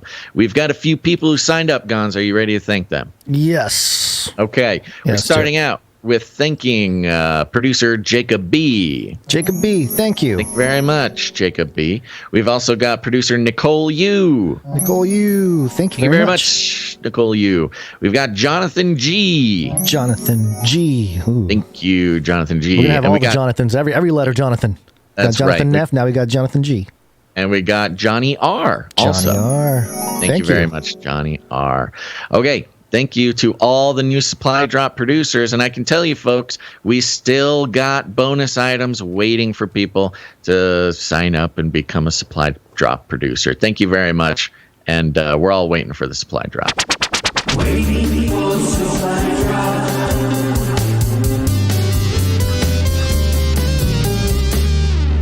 Beedle-doo. Well, we got a few more people to thank who came in and supported the show. Are you ready? Yep, let's do it. Thank you to producer Dame Miss G of the OV and Deep Rivers. Yeah, thank you.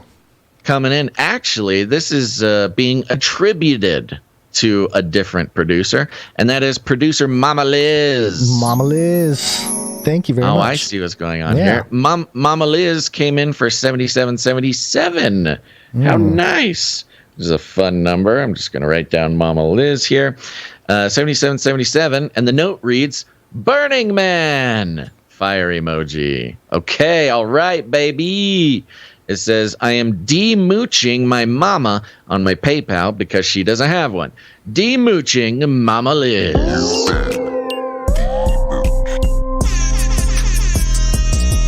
There you go, Mama Liz. Yay! Congrats, Mama Liz, on your de-mooching. Thank you very much for your support. It's the only way we can do this. So shout out to the newly demooched Mama Liz. The note continues, we want to support you, Basil, going to Burning Man. It is an honorable cause going to one of the craziest areas to spread Jesus to those who truly need it, and the Burning Man episodes and extras of the past are some of my favorites. Ooh, spelled in the Canadian style. I have helped many people pick out makeup and skincare for Burning Man while working retail. Also, I have a cousin that goes to Burning Man every year and who is into all the new agey stuff. I think she is going this year. We have been praying for her salvation and to turn away from the stuff she's into. I pray you bring God's love to the people at Burning Man and spread his light in the darkness. Many blessings, Basil, and thank you for being willing to go on crazy trips. I honor that. Spelled in the Canadian fashion. Miss G Beauty and Mama Liz.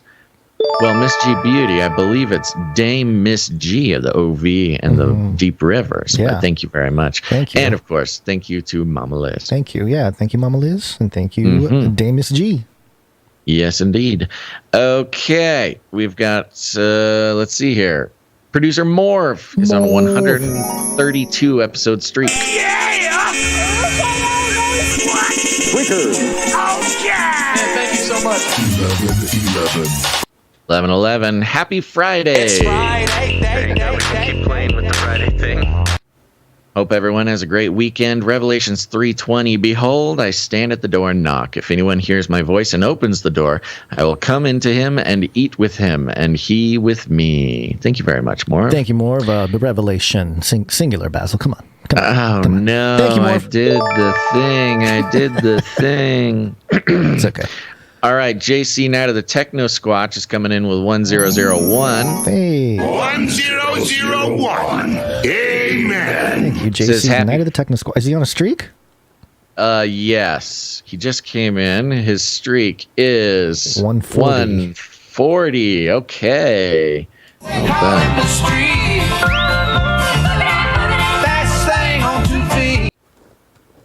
Okay, and yes, the note continues. Let me get to it. And says, Happy Friday, Canary fam.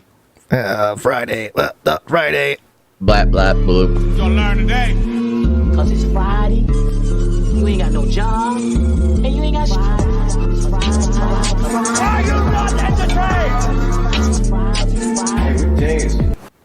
Every day is Friday. Hope everyone survives the work week. Thank you, Sir JC, Thank you, Knight of the Sir Techno JC. Squatch. We've Appreciate also got producer Malik W. Malik W. Hey, good to see you. Thank you. Yeah, Malik is back. He comes in with a nice round number. I did not see a note. Thank you very much, Malik. Thank you, Malik. We've also got Veekan777. Hey, thank you, Veekan777. I like Comes in with 777 plus fees and says, Hope this works, Gons. Please demooch me.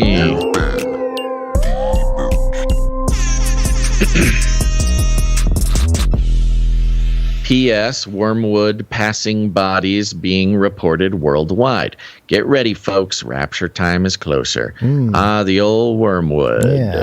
Yeah, I've not heard anything new Passing recently. bodies. Interesting.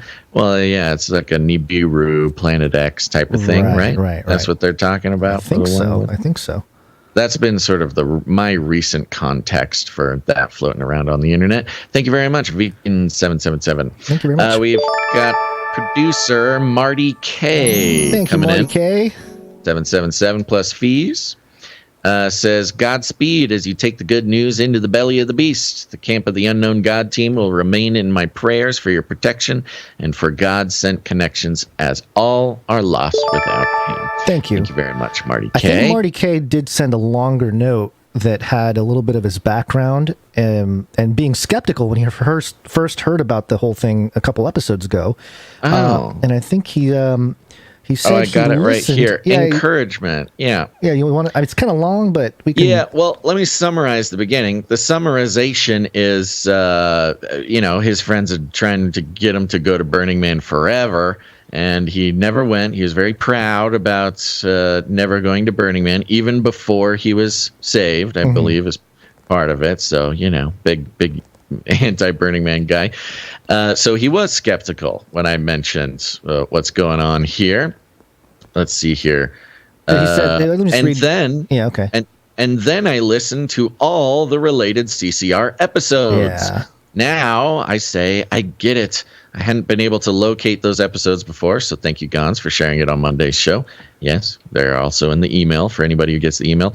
To conclude, I'm so proud of you, Basil, and the brothers and sisters in Christ whose maturity level in their walks are such that they enter the belly of the beast with their feet shod with the gospel of peace. So thank you and Godspeed. Can't wait to hear the report. Sincerely, Marty, now living in Texas. Thank you very much. We're talking about Marty. Living somewhere else before, right. Closer to the Burning Man location. So, indubitably. Yeah. Thank you very much, Marty. Thank you, Marty K.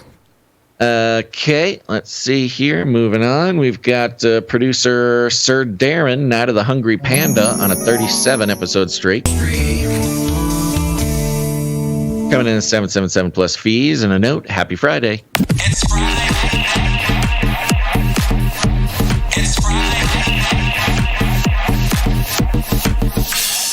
Have a great day and enjoy the weekend. Thank you, Sir Darren. Sir Darren. We've got Dominic R. Dominic R. coming in pocket full of sevens and fees and says, "Hey guys, wanted to ask you guys what you thought on the recent black hole sound NASA supposedly recorded and your perspective on it. I have some wild theories, but I wanted to hear yours. God bless and thank you for your work." Did you hear the new? We've got the black hole noise before. This is a new black hole noise. Yeah, I think we did have it in the additional stories a couple episodes ago. It did come come through the desk, but yeah, I don't know. I mean, it's kind of one of those things where the people aren't exactly. It's not like the sound, from what I understand. It's kind of interpreted. Right.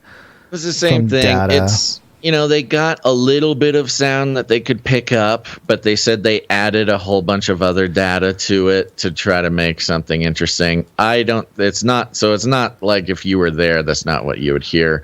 Per se. Yeah, I wasn't really impressed. It's a nice, things like this usually are like PR and fundraising activities. It's to get more funding for all these NASA things, So. But you listen to it, it sounds like... It sounds spooky. Sounds spooky. I could see someone kind of thinking it sounds like, wailing and gnashing of teeth or something. The pits of hell, yeah. Yeah. But it also sounds like maybe just a crowd of people in slow motion. And I think that it's supposed to invoke that response of like, oh, it's hell or something from believers. Right. You know what I mean? Like, because they're trying to polarize the, hey, science is truth people with, hey, there's a hell out there people, and making them latch on to certain narratives. You think some specific... It's always been like that. I mean, with any kind of NASA thing, it's always sort of geared towards the, creating more of a polarization between a creationist and an evolutionist or something, So I'm not surprised with that in terms of, deconstructing it, but... I don't know. You can always go off a little bit more on the rabbit trail side and say it's actual sounds from beyond the firmament or whatever. People have theories about it. So, we got a little bit of noise, but then we kind of spiced it up for Twitter. I grabbed some noise from the deep inside the firmament. I can't wait to hear it. There it Dean is. Scream is just reverberating throughout. Take the Dean Scream and slow it down about 100 times. Right. That's what the black hole sounds like. Yeah. Okay. Thank you, Dominic R. Yeah. Okay. Thank you very much, Dominic R. Sorry, I was reading the chat. I can't get involved. Okay, that's it. That concludes our list of financial producers. Thank you so much for making this show possible. Sorry. Oops. Sorry. That's okay. That's what was coming next. Thank you for your patronage. Shut up and take my money. Thank you for your patronage. Thank you for your patronage. Thank you. Thank you. Thank you for your patronage. Yes, it's wake up time. Hey, yo, wake up. The four horsemen of the technocalypse. Anytime you see the four horsemen, it's something special. This is our second horseman of the technocalypse today. We already had Bill Gates. And, of course, now we have MetaMark. Of course, that's Mark Zuckerberg. Who should we tickle next? I am not a lizard. Ha ha ha ha ha ha. Yeah, Mark Zuckerberg. I don't know if we really even need to read a lot of the stories. But Mark Zuckerberg showed up on the Joe Rogan podcast. Yeah. Recently. Did you listen to it? I did not. I tried to find time, but I could not find time to listen to it. Yeah. But you said you listened to from end to end. Yes, it was a surprise drop. There wasn't much PR about it, marketing about it beforehand. Kind of took everybody by surprise. The Daily Caller, especially, taken by surprise. They put out a couple. They were triggered, man. They put out a couple articles. One of them, Mark Zuckerberg says Facebook censored the Hunter Biden laptop story after the FBI asked them to restrict the information. Restrict misinformation. You pretty much don't need to read the article because that's about as interesting as it was. So what was he just saying? Oh, because we can Joe bring clips Rogan, or whatever, but Yeah, well, Joe Rogan brought it up to him. He said, "So what's the deal with the Hunter Biden laptop, story?" Which good for him for bringing it up. And Mark Zuckerberg literally just basically says, the FBI came to us and said, oh, some weird misinformation is going to drop soon. Keep an eye out for it, is the way he described it. He said that they didn't tell him exactly what it would be, but that the FBI contacted them and told them to keep an eye out. And, he did his best to be like, we didn't know. We put a label on it. You're still allowed to post it. We just put a label on it and shadow banned you, basically, is what he said. So that's that. Not much else interesting in that article. Let's see here. There's another Daily Caller. Oh, this was the Daily Caller. Yeah, in relation to that. FBI agents were told not to look into Hunter Biden's laptop, whistleblower says. It sounds like with the laptop. And this was, I don't know, interesting in regards to talking to Mark Zuckerberg, because he maintains they didn't know anything about it. They were told that Russian disinformation is coming down the pipeline and keep an eye out and deal with it, is what Mark says. And so they did. However, as we know, the news about the Hunter Biden laptop continues, but this one is interesting. It's, again, from the Daily Caller. FBI officials obstructed the investigation into Hunter Biden's laptop prior to the 2020 election by instructing agents not to further examine the laptop, whistleblowers purportedly told Wisconsin Republican Senator Ron Johnson. And you get the point. I don't know. We haven't been going step by step on the whole Hunter Biden laptop thing recently. Did you have something? Not really. Invested? It's just adding fuel to the fire of the FBI love-hate relationship that they're trying to stoke in the country here. So, yeah. I would much rather talk about Mark Zuckerberg on Rogan. Okay. Look, folks, it is worth listening to. 90% of it is the most boring thing you've ever heard. He's just talking about virtual reality. He's talking about the metaverse. Sometimes it feels more real. I got to remind myself that it's not real. It's all of the talking points. He's obvious. I'll give Mark this. He's obviously recently had some media training. Oh, is he getting better at talking? He's getting better. He's getting significantly better. He's gotten software upgrades. He's got his software upgrade, probably even some hardware upgrade. His human being protocols are really up to snuff.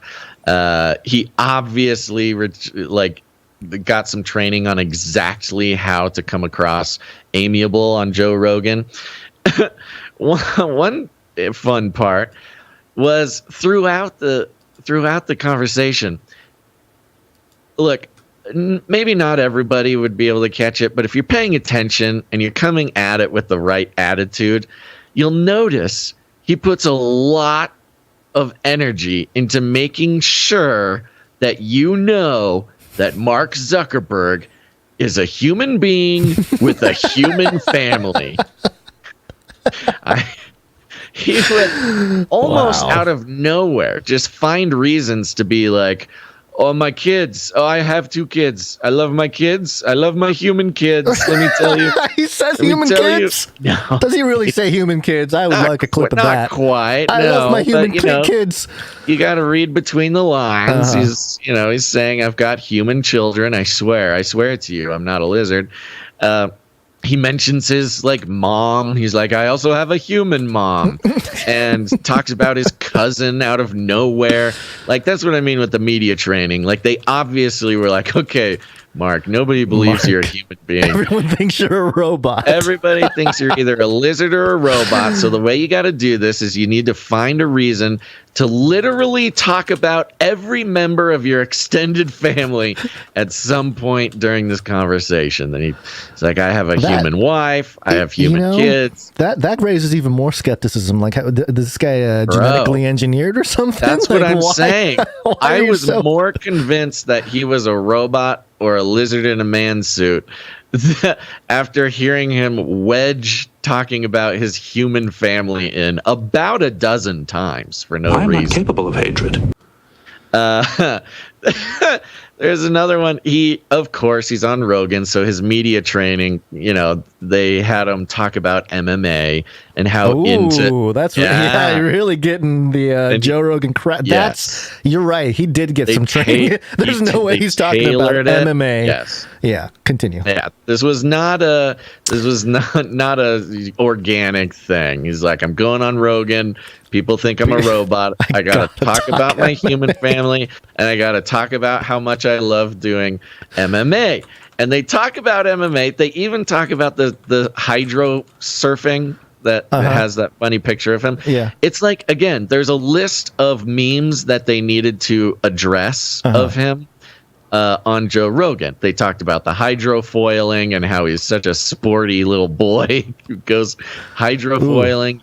I have a quote about the jiu-jitsu. So he started jiu-jitsu. He said, quote, after an hour or 2 of rolling, which is what they call jiu-jitsu, I'm ready to go solve whatever problem at work. Yes, exactly. What is that? Is that that's like machine learning from Joe Rogan himself? All the things he's said and putting it in a sentence, just spit it back at him for his audience. That is weird. Exactly. He was coached very well on how to handle this Joe Rogan.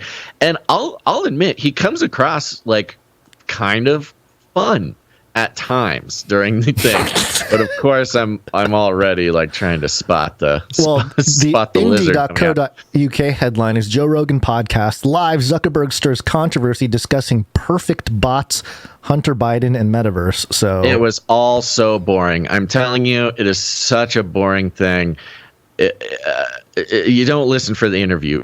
You listen because he brings up MMA and jiu-jitsu and how it's it's just his favorite thing. He's doing jiu-jitsu all the time, and it really helps him, and blah, blah, blah, blah, blah. But he kept using this term. He kept using this phrase, I just love wrestling with my buddies. He said it. We need an ISO. Times. We need an ISO. Somebody find the ISO. He's just I just love wrestling with my boys. He said about his kids too. He's just apparently Mark Zuckerberg all he does is go around and just wrestle with his buddies all the time. And he says it a dozen times. He's like, I love jiu-jitsu. I love just doing jiu-jitsu. I love wrestling with my buddies. I love rolling on the mat. I love wrestling with my friends. I just love wrestling. By the 10th time he did it, I'm like, I don't think he does jiu-jitsu. I think he's confusing wrestling with his buddies. I was going to say, jiu-jitsu is not hey, let's hang out and wrestle.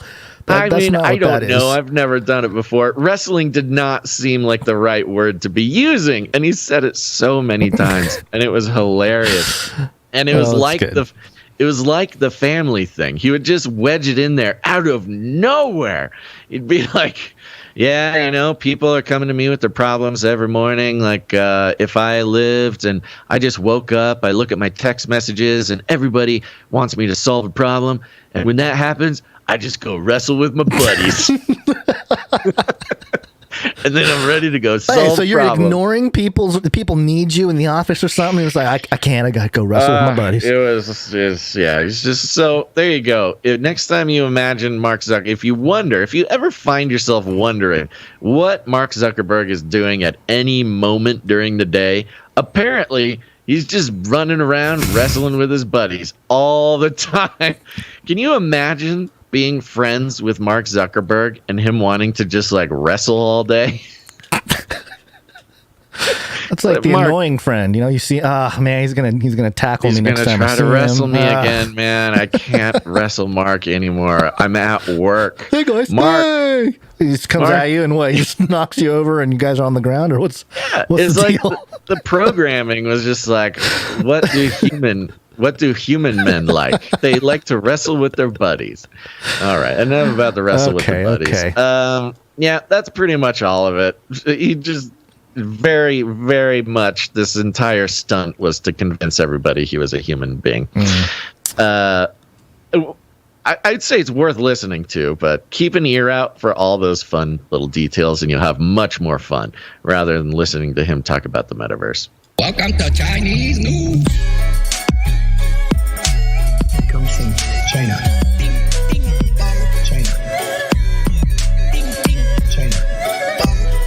It's not racist at all, no.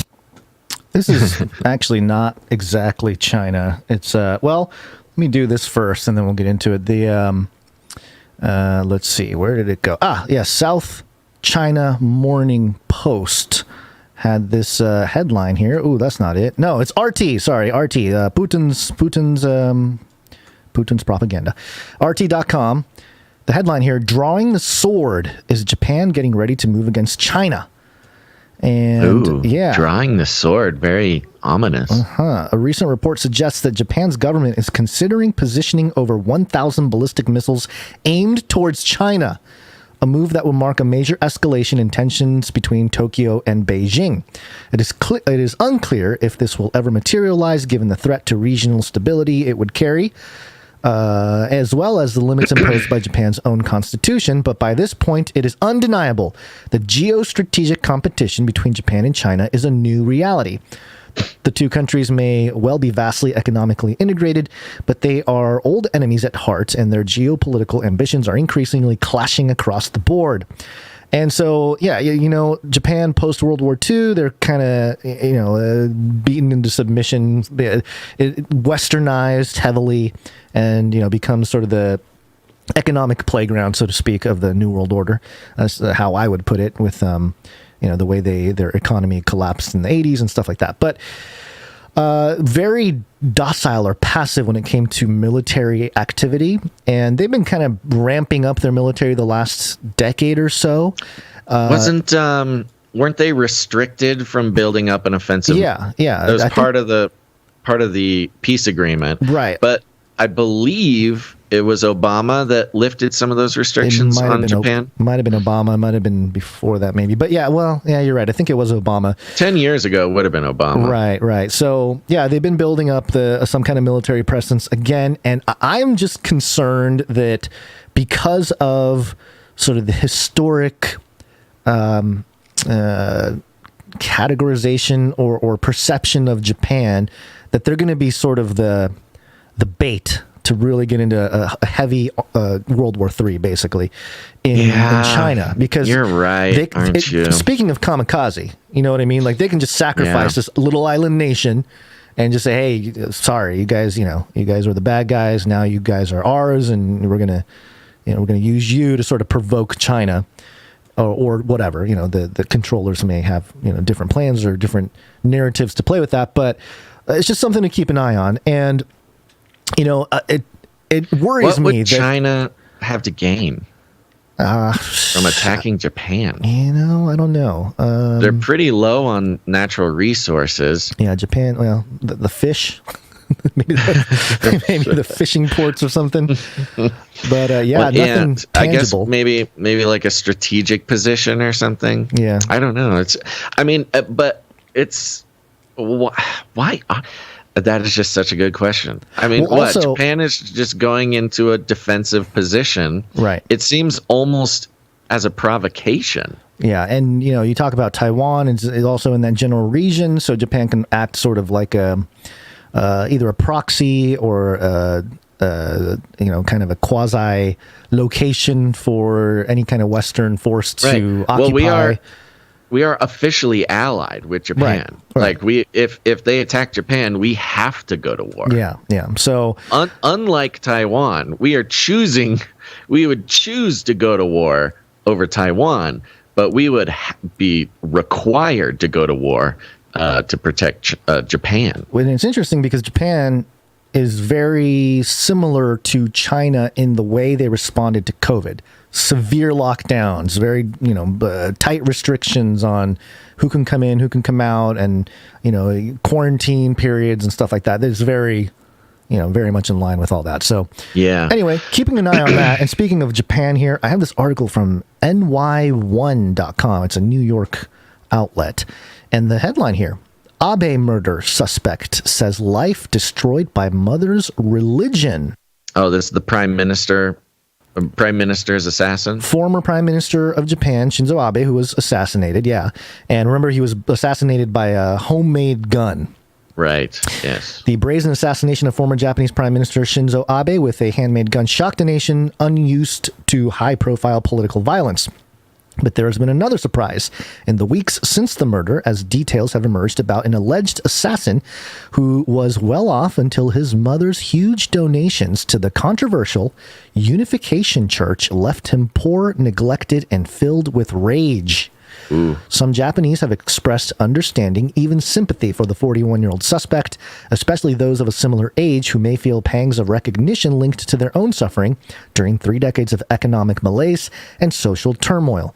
There have been suggestions on social media that care packages should be sent to suspect Tetsuya Yamagami detention center to Tetsuya Yamagami's detention center to cheer him up. That's so Japanese. It's such a Japanese thing to do. I was going to say. They say, I understand. Send them gifts. Cheer them up. Send them some Pikachu lollipops and stuff. Yeah. And more than 7,000 people have signed a petition requesting prosecutorial leniency for Yamagami, who told police that he killed Abe, one of Japan's most powerful and divisive politicians, because of his ties to an unnamed religious group widely believed to be the Unification Church. Experts say the Moonies. Yeah, the experts say the case has also illuminated the plight of thousands of other children of church adherents who have faced abuse and neglect. Now, yeah, the Moonies. We've talked about the Moonies before. I don't know that we've done a huge deep dive, but it's been on the radar. And something very interesting to keep in mind about the Unification Church, their fingerprints on U.S. media. And I bring you to the Harvard.edu. This was very interesting. Yeah, the Harvard.edu, the U.S. media ownership list that we've been referencing for pretty much every episode since we found it, and linked at the top of the show notes. And listed number 98 is the Washington Times. Now, I think most people would consider the Washington Times to be sort of neutral or conservative, right? Like a conservative outlet. But you look deeper, according to the Harvard.edu media ownership list, the Washington Times, it is currently owned by Operation Holdings, which is part of the Unification Religious Movement. Founded in 1982 and owned by the Rev. Sun Young Moon's Unification Church, the Times has never turned a profit, and the Post in 2002 estimated that the church had dumped $1.7 billion into its paper. 1.7 billion. So maybe, this Abe guy, the shooter of the Abe, the former prime minister, has a point in terms of, hey, my money is going to fund the Washington Post. Yeah. That is the Washington Times, not the Washington Post. Yeah, Washington Times, not Washington Post. Yeah, we haven't brought a whole lot of reports from the Washington Post, but you see them all over the place. We're both doing it. Washington Times, not the Post. Oh my gosh! Yeah, it's easy to say Wapo. We got to come up with we just have to shorten it. It's Wati.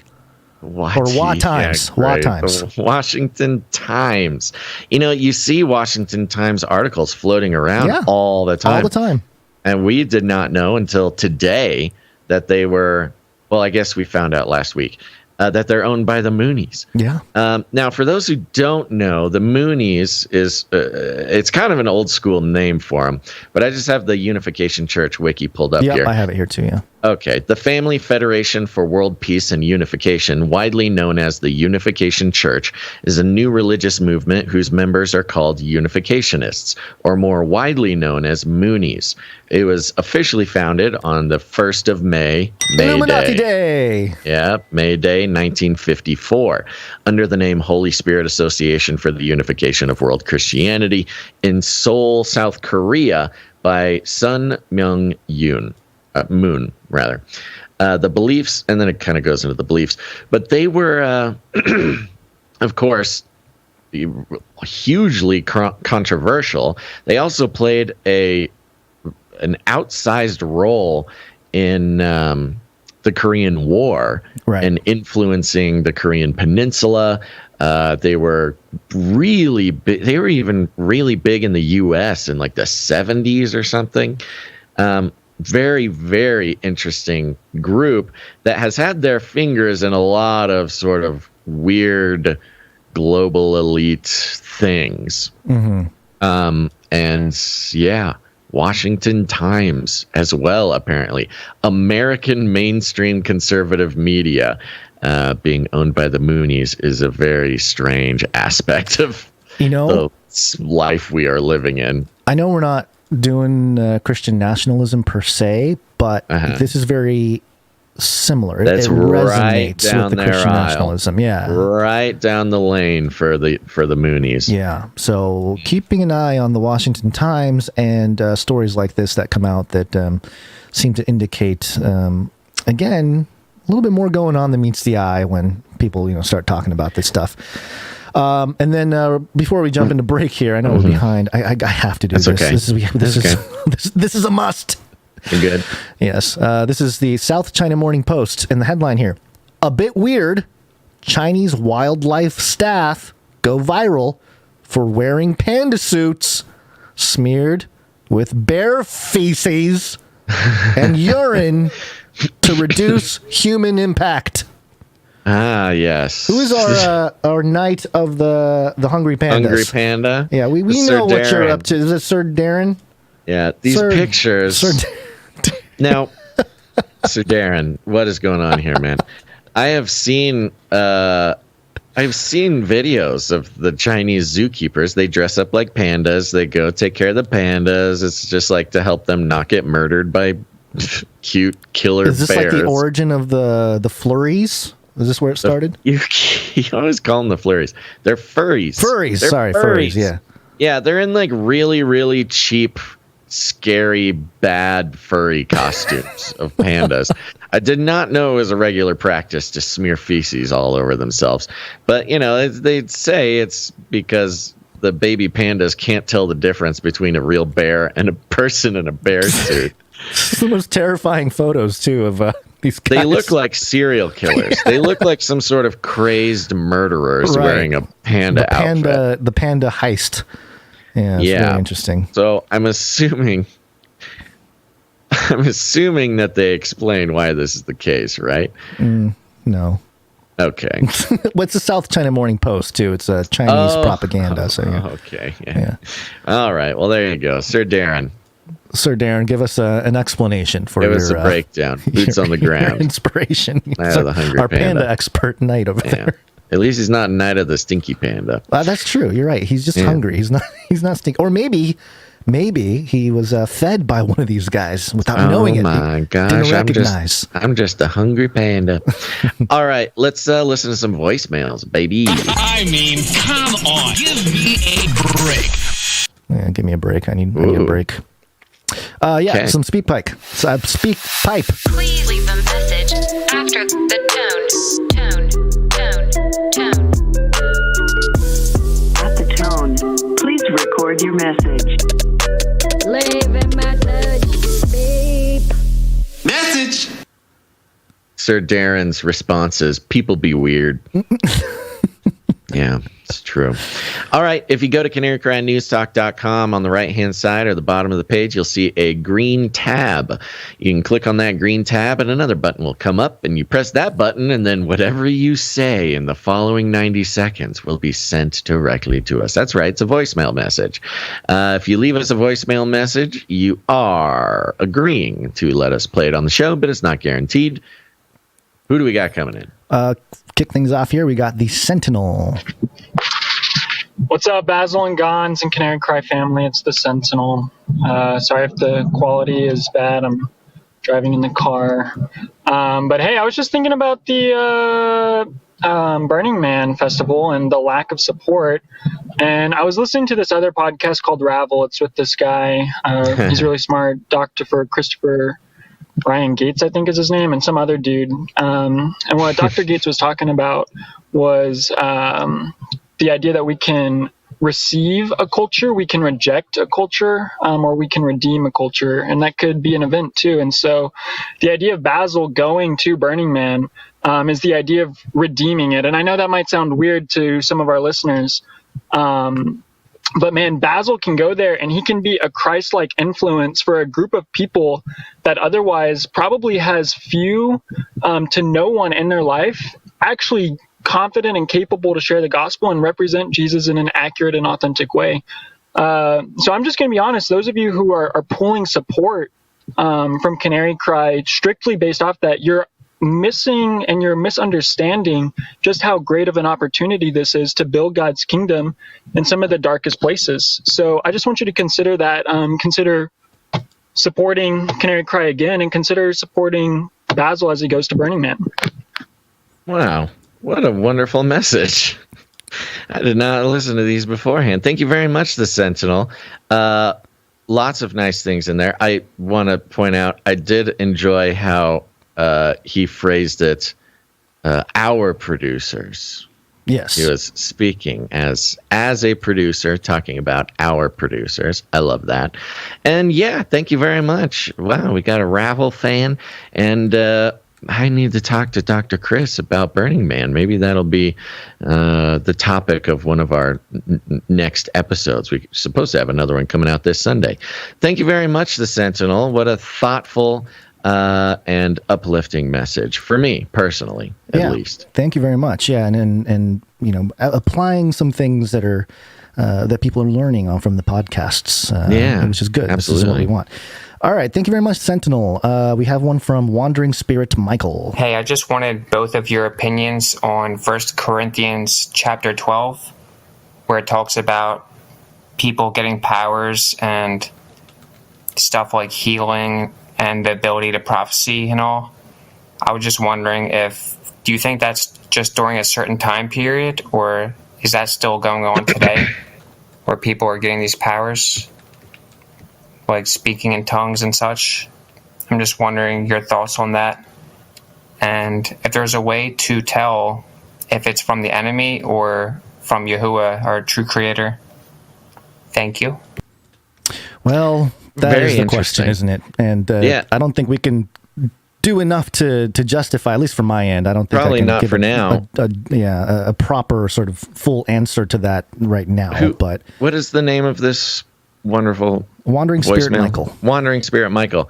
I don't know if Wandering Spirit Michael is a listener of Ravel. Yeah, but I was going to say, didn't you just talk about this? Our most recent episode is on Pentecost, and we did focus more on tongues than the other things, the other gifts of the Spirit, which mainly, I believe, shows up, 1 Corinthians 14, I believe, is when Paul is very explicit about speaking in tongues. But yeah, he's referring to 1 Corinthians 12, maybe 4, I think, is kind of where most people get it. There are different kinds of gifts, but the same Spirit distributes them. There are different kinds of service, but the same Lord. Oh, my scrolling is out of control. Sorry. There are different kinds of working, but in all of them and in everyone, it is the same God at work, speaking about, prophecy and words of knowledge and miraculous and healing, signs and wonders, things like that, that the followers of Christ were working through, or the Father was working through them after the day of Pentecost. So yeah, I mean, that's a pretty big topic. Hard to tackle with the a fun short part. Yeah.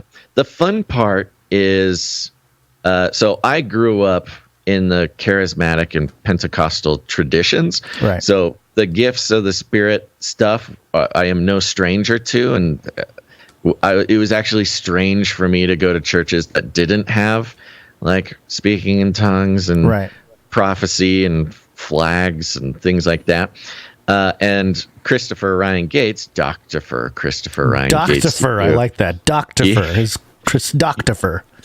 He grew up Southern Baptist. So they're pretty much polar opposites as far as the Holy Spirit working in those ways nowadays. There are whole divisions and denominations based around this exact question. I can say that whatever the Lord wants to happen certainly can and does happen. So if the Lord wants, these gifts of the Spirit to be active on earth, they certainly will be. And I think that's about as good as I can do right now. Yeah. But go listen to Ravel. Another great advertisement for Ravel. Yeah. I think that there's, oh gosh, I don't want to go on a whole long thing, but yeah, I'm open to the possibilities of modern miracles and everything else. But ironically enough, though, I think the heart of the people who pursue this type of experience or whatever it may be is, I think their heart is in the right place. But sometimes, again, ironically enough, it's almost like seeking fleshly confirmation of stuff. So if your faith is based on whether a miracle happens or not, or something like that, you might be kind of missing the point of Christ, but not necessarily unsaved. You know what I mean? So it's a very complicated, and again, you're right. There's been denominations built on this classic non-denom response there, Gons. I'm sorry, I read the wrong scripture before. Verse 7. Now to each one the manifestation of the Spirit is given for the common good, which is a detail that so if there's fruit out can of be it, missed. For the common good, to one there is given through the Spirit a message of wisdom, to another a message of knowledge by means of the same Spirit, to another faith by the same Spirit. I mean, and that's the funny part. Faith is actually a spiritual gift in the same context. So, prophesying and faith are co-equal gifts given by the Spirit. To another, gifts of healing by that one Spirit. To another, miraculous powers. To another, prophecy. To another, distinguishing between spirits, that's discernment. To another, speaking in different kinds of tongues. And to still another, the interpretation of tongues, which they must go hand in hand. Yeah, right. All these are the work of one and the same Spirit, and he distributes them to each one just as he determines. Talking about the Holy Spirit there. I will say one thing that always I like to bring up, whether it needs to be brought up or not, the Lord will judge in the end. But a lot of people either don't know or don't remember the unforgivable sin that Jesus taught the disciples. Yeah, and I know where you're going with this. Yeah, it's, the unforgivable sin is calling that is of God as if it were the devil or of devils. So specifically the Holy Spirit, I believe. The Holy Spirit, yeah.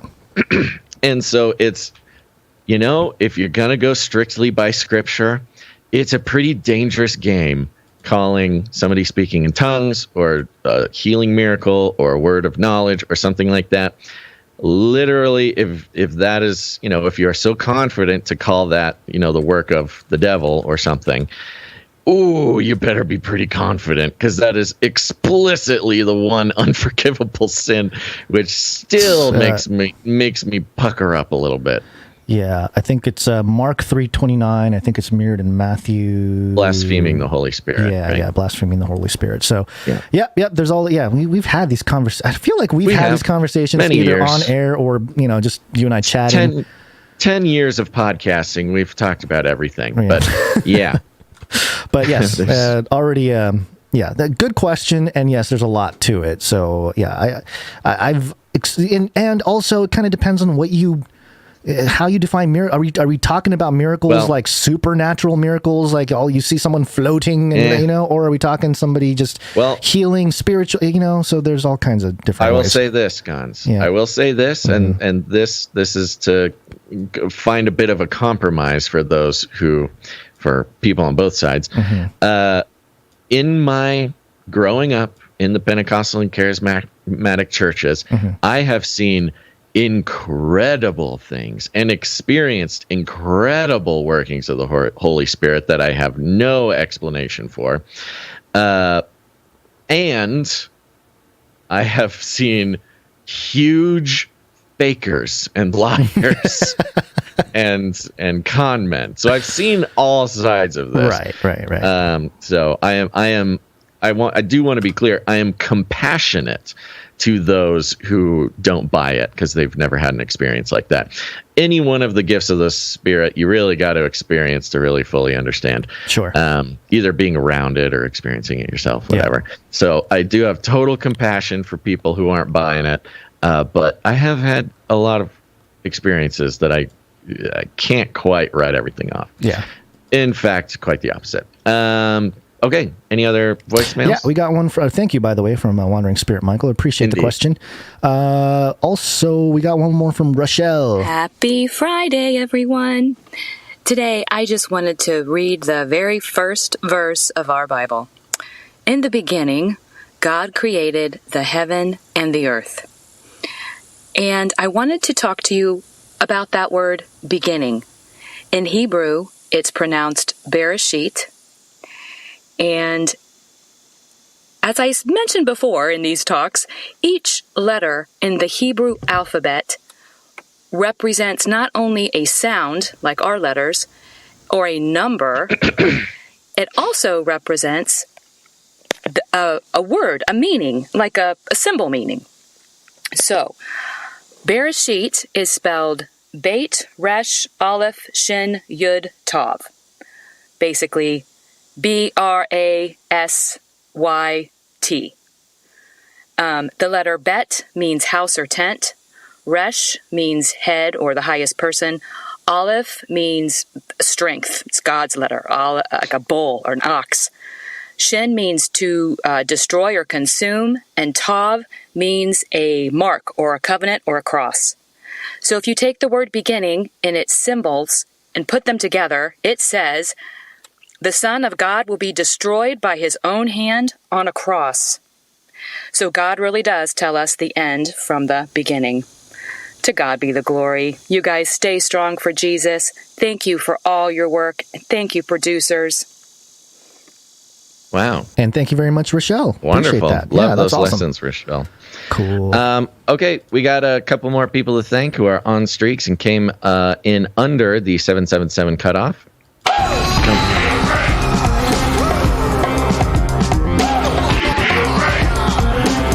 It's time for a break.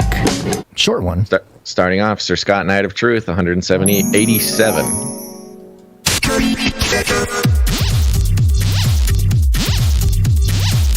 Thank you, Sir Scott. 87 episodes in a row. I like you just started a break within a break. We are break inception now. Veronica D, 136. Veronica D, 163 episodes in a row.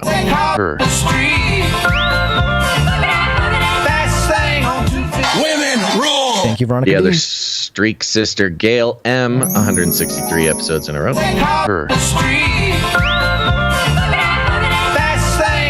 Women rule. Thank you, Gail M. Sir Casey the Shield Knight, 198 in a row.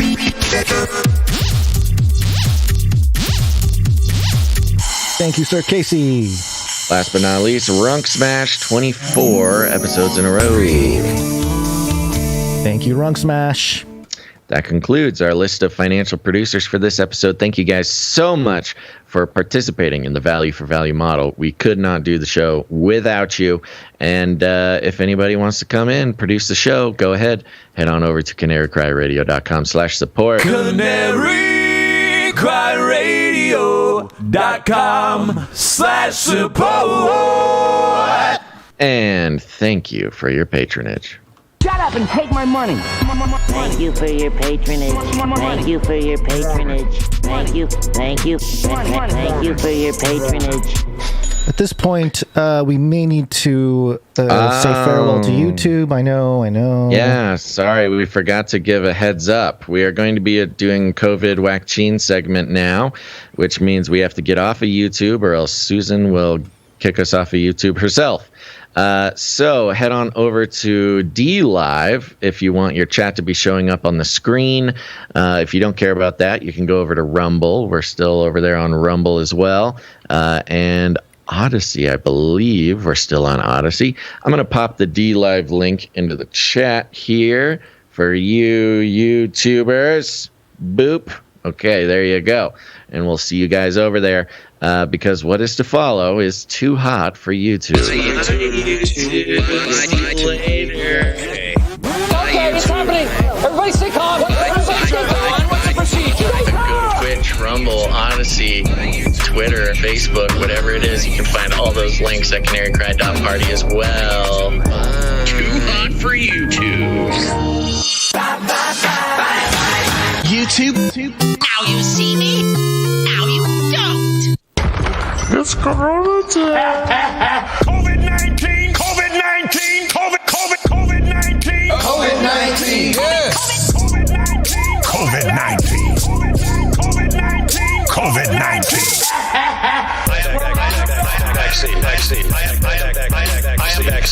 Vaccine. Number one way. Yeah, COVID. Number one way. Yay. There was some pretty fun news, Gonzo, and it was coming from mainstream news source. Dark Horse, coming up the track. It's NBC News. Yeah, there's a clip here. Let's play it. Moderna is suing Pfizer and BioNTech, accusing the two companies of copying the tools used to create its COVID vaccine formula. Now, the three have been leaders in manufacturing doses here in the U.S. during the pandemic, and that patent infringement lawsuit really centers around Moderna's mRNA technology. It accuses Pfizer and BioNTech of illegally copying and using it without Moderna's permission. In a statement, Pfizer and BioNTech say they are surprised by the allegations and will defend themselves against the lawsuit. Okay. Wait a minute, so though. Moderna is suing Pfizer BioNTech. Yeah, I'm just we did a lot of your video's gone, by the way. I don't know if you're doing something or Oops. yeah. We covered COVID pretty extensively while everything was going down. And one thing I recall is that Moderna was so gracious to everybody because they said, hey, we're not going to charge anybody. We're going to let the patent people use it, especially in other countries, where they need the vaccine. We're not going to really be overtly strict about who uses the technology, almost like open source. And part of that was because Moderna, who had never put out a product in 10 years, of being a company, was getting taxpayer dollars to create the COVID vaccine. So, it's technically a taxpayer-funded research to a private company. And when they are getting called out for that, that's when they put out all the PR. We're going to share our secrets, et cetera, et cetera. Now, finance.yahoo.com has an article about it. I'm going to take some quotes from that. Sure. Here's a quote from Pfizer. Pfizer BioNTech has not yet fully reviewed the complaint, but we are surprised by the litigation, given the Pfizer BioNTech COVID-19 vaccine was based on BioNTech's proprietary mRNA technology and developed by both BioNTech and Pfizer, the companies said in a statement. So I thought this surprised thing is pretty interesting. It's making it into all the headlines about this lawsuit. Yeah. That they're so surprised. And it's specifically regarding the tool, which is mRNA technology. It's not so much the actual COVID vaccine that they're suing for, but the mRNA technology used. Yeah, they're fighting over who gets to use the tech for the next thing. Right. And in this article and other articles, of which I read about 4 about this, oh my gosh, they're putting a lot of stock into like, hey, yeah, no, this mRNA thing is ours because we're making HIV vaccines and we're making smallpox vaccines and we're making blah, blah, blah, blah, blah, blah, blah. Here is another paragraph from Yahoo. Moderna, the first company to select a drug candidate for clinical trials in the U.S., contends that Pfizer had multiple options it could have chosen for its vaccine and opted for the one most similar to Moderna. The company also claims Pfizer and BioNTech copied the technology used to deliver the vaccine formula into arms so that the body does not attack it as a foreign intruder. So they're talking about very specific aspects of the vaccine, not the vaccine itself. The lawsuit, this is great. The lawsuit could mark a more litigious phase of the post-pandemic world. Isn't that interesting? What a strange thing to say. The lawsuit could mark a more litigious phase of the post-pandemic world, which, you know, on one hand, you might just say like, okay, so we're post-pandemic, so everybody's going to sue each other. I don't get it. Okay. But I think it also gives a clue to just how loosey-goosey things were during the pandemic. And, you know, if you lived through it, you kind of can understand this because people were getting waivers on FDA approval. People, you know, the companies didn't even have to test their vaccines on humans in a traditional way. They were skipping aspects of the, you know, it's just very loosey-goosey during the pandemic. Yeah. So part of it is like, oh, now we're getting litigious, okay? Now we're taking it seriously. Especially if you recall, it was the NIH that specifically worked with Moderna to come up with the technology patents the technology. This paragraph goes on. In 2020, Moderna, then only 10 years old, pledged 10 years old. Just 10-year-old little baby, pledged not to enforce its mRNA patents during the pandemic, as much of the world struggled to get inoculated. While Pfizer said it was surprised by the litigation, Moderna said in March of this year it announced that it expected drug makers to respect its intellectual property. This is so government. You know, so a little takesies backsies. I'm in the, you know, when I've been tracking crypto stuff for a while, they always, you know, the SEC will do this. They'll send a letter and be like, hey, you need to respect the law, your security, blah, blah, blah. And then, you know, if they don't do anything, like a few months later, you're sued and stuff like that. So this is it's kind of a trap. Government. Yeah. It's a very interesting trap, you know, and it's similar to the trap that we saw laid with the PPP loans, where a lot of people are having to pay back their PPP loans or they're being sort of scrutinized for taking PPP loans. You know what's interesting about this as well is just sort of an alt media viewpoint. It really takes Robert Malone's claims about how he was claiming that he was sort of the co-inventor, one of the first people that did that. It takes him out of the equation. Like, hey, okay, go over there. Hey, we're fighting this out. The big boys need to fight out who actually owns the tech. And wasn't there a woman, a black woman, who was part of Moderna who was like given like the or they were fighting over whether she gets to be on the patent or not. Yeah, royalties. So this is all about money. It always has been. Well, the thing I love about it, so, I mean, the long and short of it is, Moderna said anybody can use our tech. Yep. And if Pfizer used it, they were using it because Moderna said they could use it. Hey, it's a pandemic. We should call it a pandemic. We're pals to everybody. Everybody just use the tech. Yeah, the pandemic is more important. Saving lives is more important. Exactly. And now they kind of took it back. Yeah. And so it's not just the mRNA sort of aspects of the mRNA technology. Again, it's all very sort of complicated. Right. they're little pieces of the mRNA technology Moderna apparently owns or is suing over. But also, they allege that Moderna had the actual DNA, full DNA sequence needed to build the vaccine, right? And that Pfizer took that too. Now, this gets complicated. Yeah, because it not?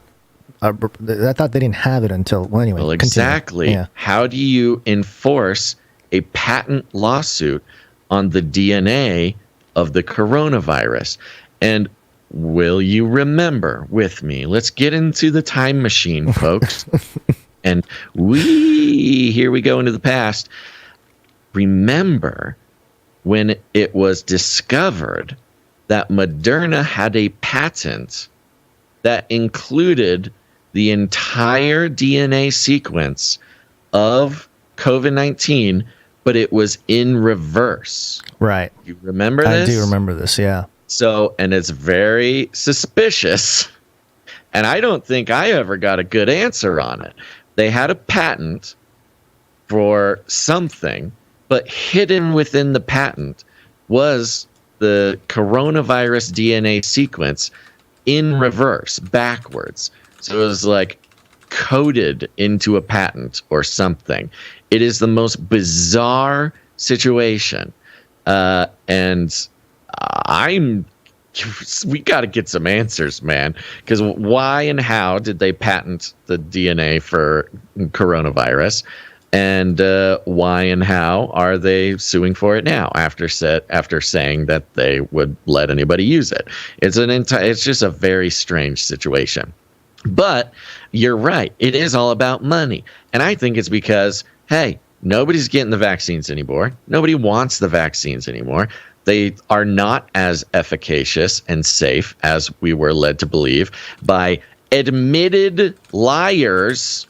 Admitted from their own mouths did they admit that they lied. And that's Dr. Anthony Fauci and Dr. Deborah Birx. Both have admitted to knowingly lying during the pandemic. And so nobody wants the vaccines, which means, included in that, we followed the story of Biden. Yeah, I was going to mention that. Canceling. Yeah, I have the headline here from WebMD, which was Biden administration to stop buying COVID vaccines tests, and that was August 17th.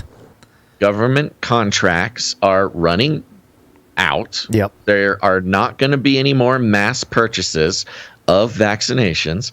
Moderna, who finally, after 10 years of not having a product, hit the jackpot, just coincidentally had the patents for coronavirus and had the only tool to kill it, which Pfizer adopted allegedly.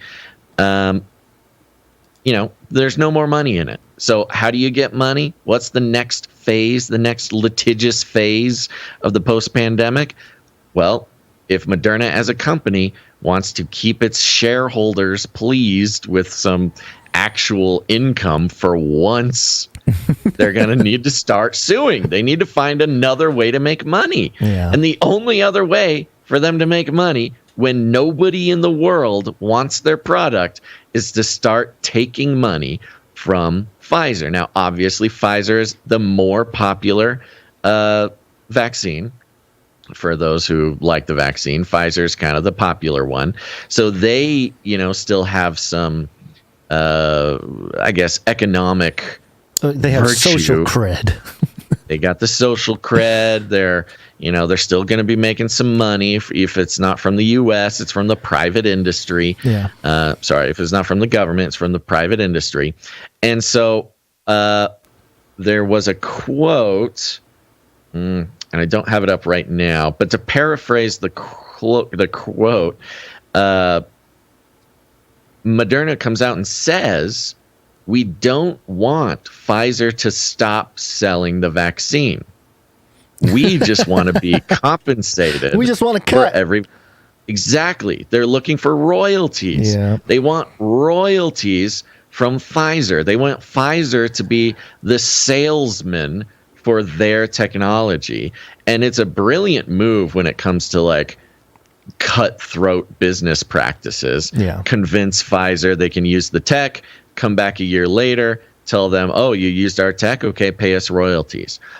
So this is a corporate move for corporate reasons. And it's either genius or it's petty, or it could be both. Probably both.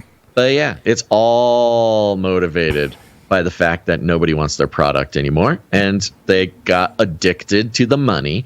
And now they need to go sue Pfizer, either get money that way or get royalties for their technology. If anyone out there defends capitalism and, defends that, hey, we live in a capitalistic society, this is proof that we're not really truly, idealistically capitalism, because, right. Moderna's too big to fail. It's like to the big banks that are too big to fail, they find other ways.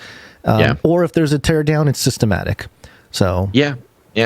Well, and it's interesting because it really does show. I mean, it is an interesting phase. I think we all kind of got used to living in the pandemic, and it's still sometimes if I sit still and it's quiet and I am contemplating my life, it is really weird to think that it was only like a year ago or so that we were in the midst of the most bizarre experience any of us had ever had in our lives. And the world has more or less gone back to normal. And yet you have these sort of demonic companies who need to, they got addicted to it. They got addicted to the crisis. And now they're cannibalizing each other. They need to eat each other in order to survive. And, we have some ISOs from that time, just as a reminder, a little throwback. Get vaccinated. We should all just vaccinate. That was our first vaccine jingle, by the way. Was it? There's also this here. I am vaccine. And vaccination. Classic. Got to get your cheeseburger. Yeah. And of course, there's this one. It's called the Omicron. The Omicron, but not the Omicron. The Omicron. The old Omicron takes us to time. Mirrored by Yahoo.com in the headline here. Omicron boosters are coming, but they weren't tested on people. Here's what you need to know. Surprise, surprise. This new medical product. Hey, it's okay. They tested it on robots, right? They weren't tested on people. You know what this I love? Shouldn't even be a headline. I love that on the header image here, it's got, the 3 little vials, and they're all labeled. One's labeled Delta. I can't tell what the other one is. That's Alpha in the back. Alpha, okay. And then Omicron, but Omicron is spelled Omikron. Yeah, it's like a Euro spelling or something. It's like maybe it's because Pfizer or BioNTech's a German company or something. It's just interesting that it is Time would use that.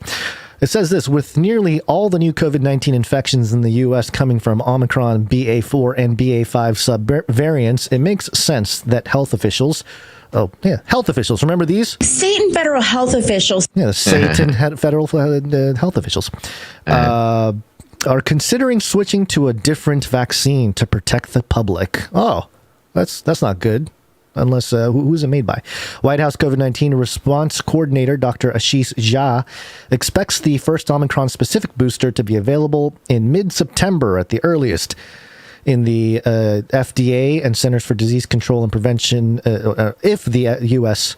FDA, I'm sorry, let me try to read that sentence again.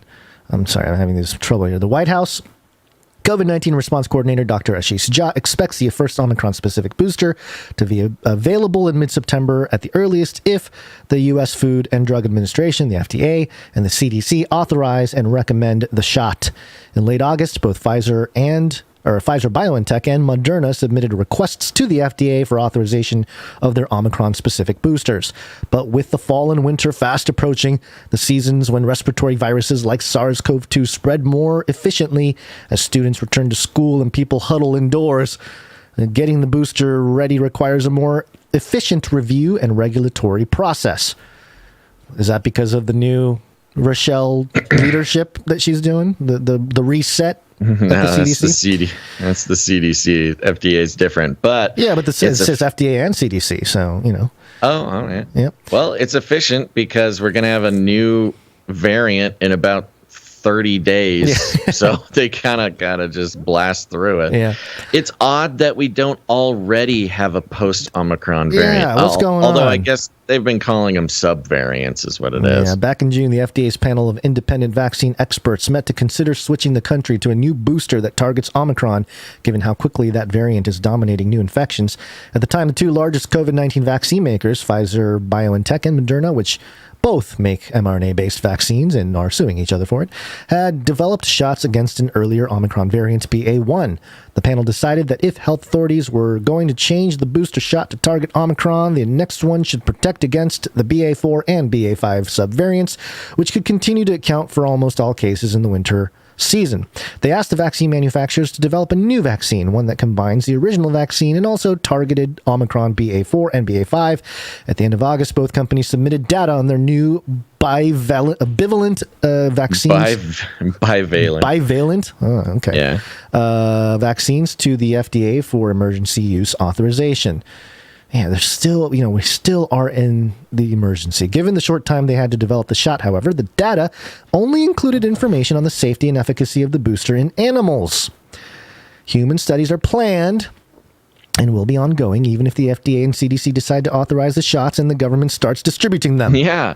Oh, it's called okay. the human trials are called. They get authorized, and then we just see what happens. We are the human trial. I mean, this is ridiculous. This is, look, diabolical. If somebody wants it, or like if somebody's just super excited, that's fine. But they need to know that they are the trial. Like, that is the whole thing. It has not been tested on humans. It will be released and put in your arm before any other human has gotten it. It is, you are the experiment. Now, this has been the case almost the entire time, with the exception of some extremely small human studies before the rollout of the first vaccines. But, I mean, come on. They are just outright saying, we will approve it, and if you get it, you are the experiment. Look, we've already known this. It's just really blowing my mind that we are reading you know what it is. In the mainstream news. I think I know what it is. I think part of it is, hey, there's a certain threshold where we need a certain number of people to be considered, human trial. And it's probably going to be the amount of people that actually get this thing. So might as well just release it, and we'll get the proper what's the word I'm looking for? Sample size. And nobody's volunteering. Yeah, nobody's volunteering. Right, that's what I'm saying. No one's going to volunteer, and we're probably going to get a better sample size from the general public anyway, about the size of what they need. So, continues right there, though. The FDA has also decided to review the animal study data without consulting its advisory committee again. Okay, I guess, whatever. Why do we even have this red tape there if they're just going to be like, Roomba underneath it? Yeah. That has vaccine experts divided. Dr. Paul Offit, a member of the advisory committee, says this strategy makes him, quote unquote, uncomfortable for several reasons. No kidding. He notes that the data presented from Pfizer, BioNTech, and Moderna in June involving their BA.1 booster, which focused on the levels of virus-fighting antibodies the vaccine generated, were underwhelming. Quote, they showed that the neutralizing antibody titers. How do you say this? Titers. They've been saying it titers in the past. Oh, yeah, this is probably a good thing. We're between 1.5 and 2-fold greater against Omicron than levels induced by a booster of the ancestral vaccine, he says. Quote, I'd like to see clear evidence. Look at this. Look at a scientist asking for clear evidence. Can you imagine that? I'd like to see clear evidence of dramatic increase in neutralizing antibodies. More dramatic than what we saw against BA.1 before launching a new product. We're owed at least that. Yeah. BA.1 being the original Omicron, just a reminder, we're on BA.5. Right. We are 5 subvariants away from the vaccine that they made for Omicron. It is just done. They're just done. I mean, I think it's a good sign. I mean, again, it's easy to just get outraged about this, but when you really think about it, I think it's a good sign that they are doing it this way, because, like we said, it shows nobody's volunteering for the tests. They know they can't get anybody to volunteer for the test. It's a total money grab. They gotta get it approved and sent out to the governments around the world before they all cancel their contracts. They really don't care. It's all about speed. They don't care. Yeah, they know it doesn't work anyways. Yeah, no, they quote this Levi guy, and how he's talking about how they're just hedging their bets. You know, there's data showing that even vaccinated and boosted people can get mild to moderate COVID-19 disease because their vaccine-induced protection is waning. So boosting with a shot that is better matched to the Omicron subvariant circulating now is a reasonable bet. Even if the data would be reasonable. Even if the data on its efficacy comes from animals and not people, I think it's the right decision, says Levi. I mean, he put it there. It's a bet. It's a bet. You are literally betting. You are betting, but you're not betting with money. You are betting with your body. Yeah. So have fun, vax heads. Vax heads. I hope it works out well for you. I know, there is a part of me that's like, I hope this doesn't really mess with people long term. I really do. That's what I'm saying. I really don't want them to get hurt or anything. Yeah. But I mean, it is what it is. Because I've seen some of that in, and the mainstream media loves to sort of pick up on that. What was that headline we had a while ago, maybe a couple weeks ago, where they're like, anti-vaxxers giddy that Joe got COVID or whatever it was. Oh, they're giddy at the polio breaking. The polio, out that's right. That's right. Okay, yeah. So it's easy to take the bait in that regard. So that's not what we're suggesting here, but still, I mean, come on, it's you calling it maybe good news and maybe the direction we're headed with this. I can see that. I think the veil is lifted. Yeah, I think the veil is lifted, man. But it is. I also always on say, everything. Yeah, there's a lot of clarity that came from all this, especially for the awakening and all this kind of stuff that people talk about. But again, my whole thing is, okay, now that it's more out in the open, more people are waking up to it. This allows for the proverbial lizard people to be a little bit more bold in their pursuits with certain things. And so that's kind of where I'm concerned, where it's like, okay, well, yeah, it's bad. It's all, but are they just going to be more bold and more in your face about it now?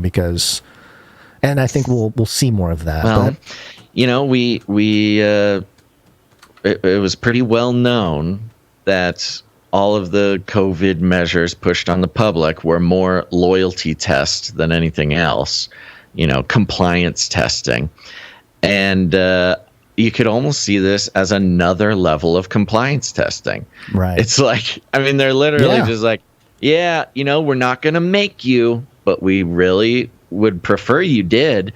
And we didn't test it on humans. We have no data on this. True. If it's almost even like, safe, who will still get one? Those are the people. Those are our people. Right. I mean, those are our sheeple.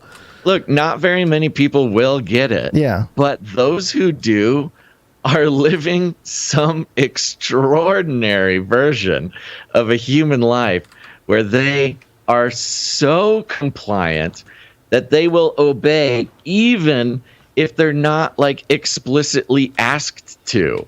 It's just like, oh, maybe if I do this, then Daddy Fauci will love me again or something.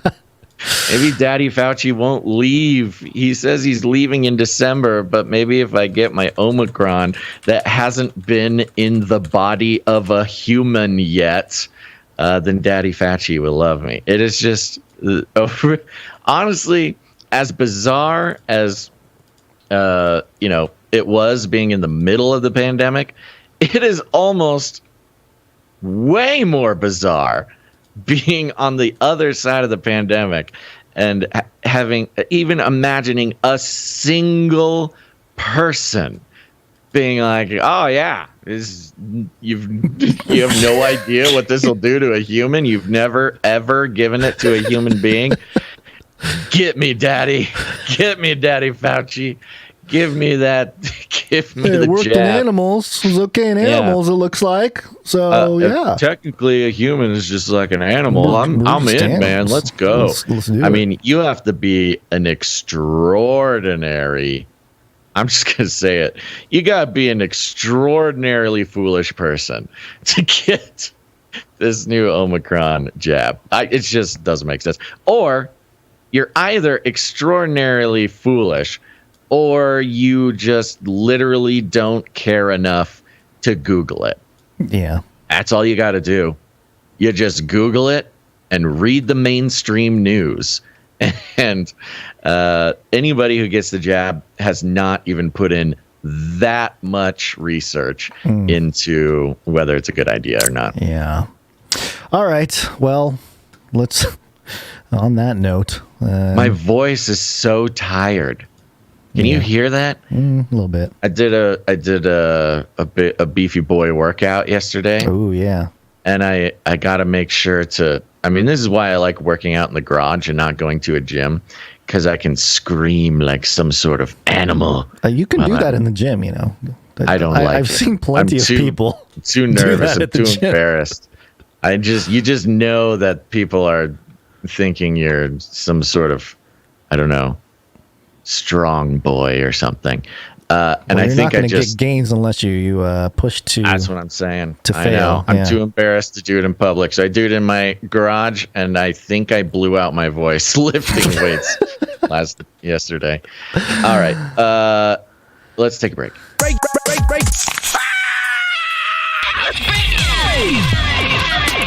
This is a break. Don't just consume the content, but become the content. Become the content. Yes, become the content by helping us build the culture behind the community here at Canary Cry News Talk by contributing with your God-given talent. All we ask is that whatever you make is for the show. And normally we have some audio production. We don't have any today, unless I can check. But I think because of the sake of time, if it's not there now, we'll get it next time. Yeah. So, but audio production sometimes does take quite a bit of time to put together correctly. So we appreciate all the jingle makers, ISO finders, musicians out there who contribute. But we're going to go straight to the art today. One art, please. And we will kick it off with Dame Allie of the Skillet Nation. One art, please. Another one from Allie now. Here it is. And this one is simply titled Parag Agrawal, before he was Twitter CEO, suggested ceding to Russia's censorship and surveillance demands. And it's an article, or it was based on the article from Business Insider. Headline: Twitter's Parag Agrawal, before he was CEO, suggested bowing to Russia's demands for increased censorship and surveillance to grow users there, ex-security chief alleges. Yeah, of course he did. Yeah, of course. Yeah. And we have a beautiful headshot portrait from Dame Allie of Agrawal here. Agrawal, yeah. Agrawal. Yeah, I mean, it is spot on, man. It is spot. He looks like maybe. Well, he definitely looks like a lizard. He's got a lizard eyeballs. Yeah, that's all. Lizard eyeballs for sure are a giveaway. Yeah, he's got very dramatic facial features.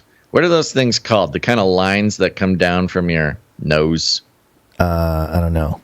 The creases. Kind of like dimples, but they're more like creases. You could roll up into a little ball, take a little nap in his. Yeah, he's just a warm. He's from India, hammock. Right? It's a hammock. A hammock. Yeah, there you go. I forgot about this guy. I wonder what he's up to. Apparently carrying water for Putin. Yeah. Well, yeah. Let's see. Let me see if I'm sorry. I think there was some highlights from the article. Oh, maybe not. Yeah. There's no highlights not today. Yeah. No. Okay. Thank you very much, Dame Allie. Thank you, Dame Allie. Appreciate it. All right. Next up, we have Sir Dove, Knight of Rust Beltia. One art piece from Dove. Peace. He says, since you guys have been covering stories on sinkholes so much lately, I thought I'd remix an illustration I did a couple years back when a bus full of people fell into a sinkhole downtown. I made a 2x4 sticker design out of it that you guys could use for supply drop item if you wanted to in the future. Sweet. Hope you guys like it. Keep doing what you do, and I'll keep praying for you, Hins. Thank you very much, Sir Dove. And yes, as promised, I've seen this picture before. It's one of the famous pictures of, well, maybe it's not, I don't know. It's a bus whose back end has fallen into a sinkhole that opened up on the street there. But riding the bus is a giant derpy-eyed canary with his tongue sticking out. The front of the bus has some googly eyes. The LED screen says 33D to Canarium. Yeah, that's fun. And down at the bottom, in the Thrashers font, the Thrashers magazine, skateboard magazine with the flames coming up off it, says Sinkhole Surfers. And then has the Canary Cry party link there. This is a great one. Sinkhole Surfers. That's us, Gons. Yeah. We're just riding these sinkholes all the way to podcast glory. Just keep thank you very pedaling. much. Yeah, this is a fun one. I like this a lot. Thank you very much, Sir Dove. Thank you, Sir Dove. Appreciate it. We got one more from Pizza Rat. And first one, it was just a picture. And he said this in the picture. He was talking about... This is when he shared his cassette tape. Yeah, his FMAM Walkman. I can't believe he still has that thing. He says, I absolutely had to sign up for the supply drop because I actually collect cassette tapes. I look forward to getting the mixtape with great anticipation. It's not necessary to... Oh, we don't have to share it on the show. But we did, because it's awesome. And he also sent us... he's got the Ramones there. He's got LL Cool J. De La Soul. This is a fun tape collection. Smashing Pumpkins, Siamese Dream. Come on, that thing was on loop in my head. Come on. Yeah. What else is in there? Let's see. De La Soul. De La Soul Wow, is the funniest one. Oh man. Okay. Yeah. Good stuff. Good stuff. Yeah. I got my own cassette collection. Maybe I'll put it together and take a photo for all I got a fun cassette. If you remind me, I'll send you a picture of a really fun cassette. Cool. It's secret. It's only for you. Okay. Okay. Thank you, Pizza Rat. All right, get his art up there. Oh yeah, he's got a second one here. Oh, it's sideways. Oh no. Oh no, sideways. Yeah. He says so. Of course, the inspiration for this is what Basil said last show about Paris Hilton having a miniature robot with a rocket launcher in her purse. But I'm also ripping off a picture from inside of the Smashing Pumpkins 2007 album Zeitgeist. Billy Corgan, who's a singer of Smashing Pumpkins, actually flew PH out to Chicago and took pictures of her in front of the mushroom cloud. Nothing new under the sun, I suppose. So this isn't completely original, and I admit it. That's okay. Dun, dun, dun. And originality is not necessarily one of our measurements of success. Sure. I mean, think about Allie's pictures are all, portraits. So, you can always take the real world images and make parodies out of it. And we're not necessarily breaking any laws. This is a fun one, though, here, Pizza Rat. We got Paris Hilton standing in front of a mushroom cloud out the window there. But she does have a cute little robot dog in her purse with a rocket launcher strapped to its back. The ninja dog robot. Yeah, the Russian one. Yeah. That's hilarious. Saying and of course, Pizza Rat's little signature down there in the bottom right. Thank you very much, Pizza Rat. Thank you, Pizza Rat. Have you... Paris Hilton. What a strange time of history it was during her sort of peak of popularity. Yeah, he did include the actual picture. And there she is posing in front of a picture of a nuke going off. I wonder if he got this picture from one of his cassettes. Oh, maybe. The inside of one of his cassettes. Isn't that what he said there? Picture from the inside of a Smashing... Oh, it's just inside from the album, so probably a CD. Yeah. Could be a CD or a cassette or something. Yeah. Thank you very much, Pizza Rat, and thank you to all of our artists. That's right. That's all the artists. We do have some microfiction. Oh, that's right. Yes, we do. Microfiction. Microfiction. And it comes to us from Runksmash.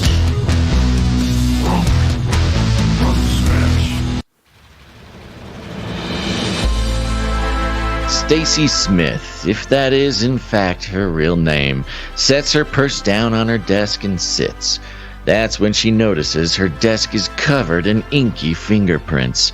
There's more ink than on the face of a SoundCloud rapper. But why do they look like QR codes? Ooh.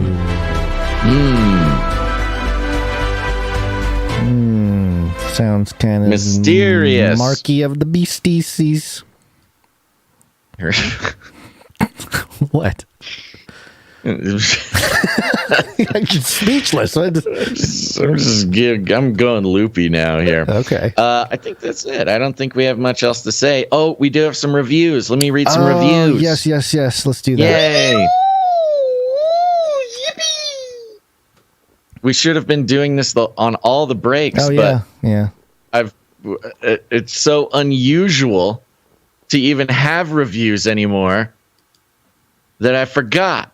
It's okay. Let's just run through them. I think it's interesting. Apparently, we found the new way to get reviews, and that is for me to sink into a dark, sad hole. Yeah, you don't want Basil. Depression. You don't want him in a dark, depressive state when he's heading into Burning Man. Thank you. I was defeated, to put it lightly, last Friday. I was defeated. I was a broken man. And apparently that's, sometimes, Gons, you got to hit rock bottom. No, you can't go any lower. And that's when things start getting a little bit better. Because we did it. We did it. We got 5 or 6 reviews this week, Gons. We're back on top, baby. That means you can go ooh, ooh.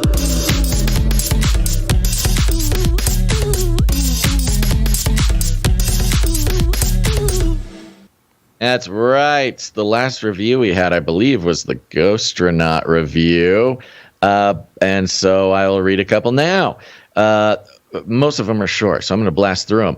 Sir Dylan, Knight of the Wailing Avian, comes in 5 stars. Muy bien, he says. It's the best. Thank you very much, Thank you Sir very Dylan. much. I like it. Short Knight and of the sweet. Canary Cry. Yes, Knight of the Canary Cry Roundtable doing his job here. We also got one from BB Coggin from the United States, 5 stars. Great show. Keeps me well informed. I can talk the talk with a microbiologist, gritters, and compound builders.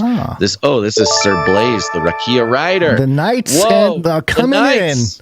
The Knights are coming in. Wow, the this Knights, is what I'm talking about. Your Knights of Shining Armor are coming in to leave reviews. They truly are. They have rallied as Canary Cry nobility. Thank you very much, Sir Blaze, the Rakia Rider. Yeah, thank you. This next one is from Bean Chili. Oh, Bean Chili, that's not the one I had. 5 stars. What? I was doing it in the order I saw him here, but I don't see one from Bean Chili. Oh, it's Tinfoil Hat, man. Oh, okay. All right, good. 5 stars, NWO Fantasy League test. Okay, that's fine. A test is fine. You gave us 5 stars. I'm down. What do you got to say? He says, I can't wait for the NWO Fantasy League to start. In doing, I am testing to see if news stories mentioned in reviews will count as weekly points. For instance, if I have the Queen Mother, I might mention here at a News Talk article written about Newsweek article about Prince Andrew the musical, or the Daily Beast story on Harry and Meghan risking the wrath of the Queen. It might help the show and sandbag points for myself. Anyways, I love what y'all do. Keep rocking it, Bean Chili.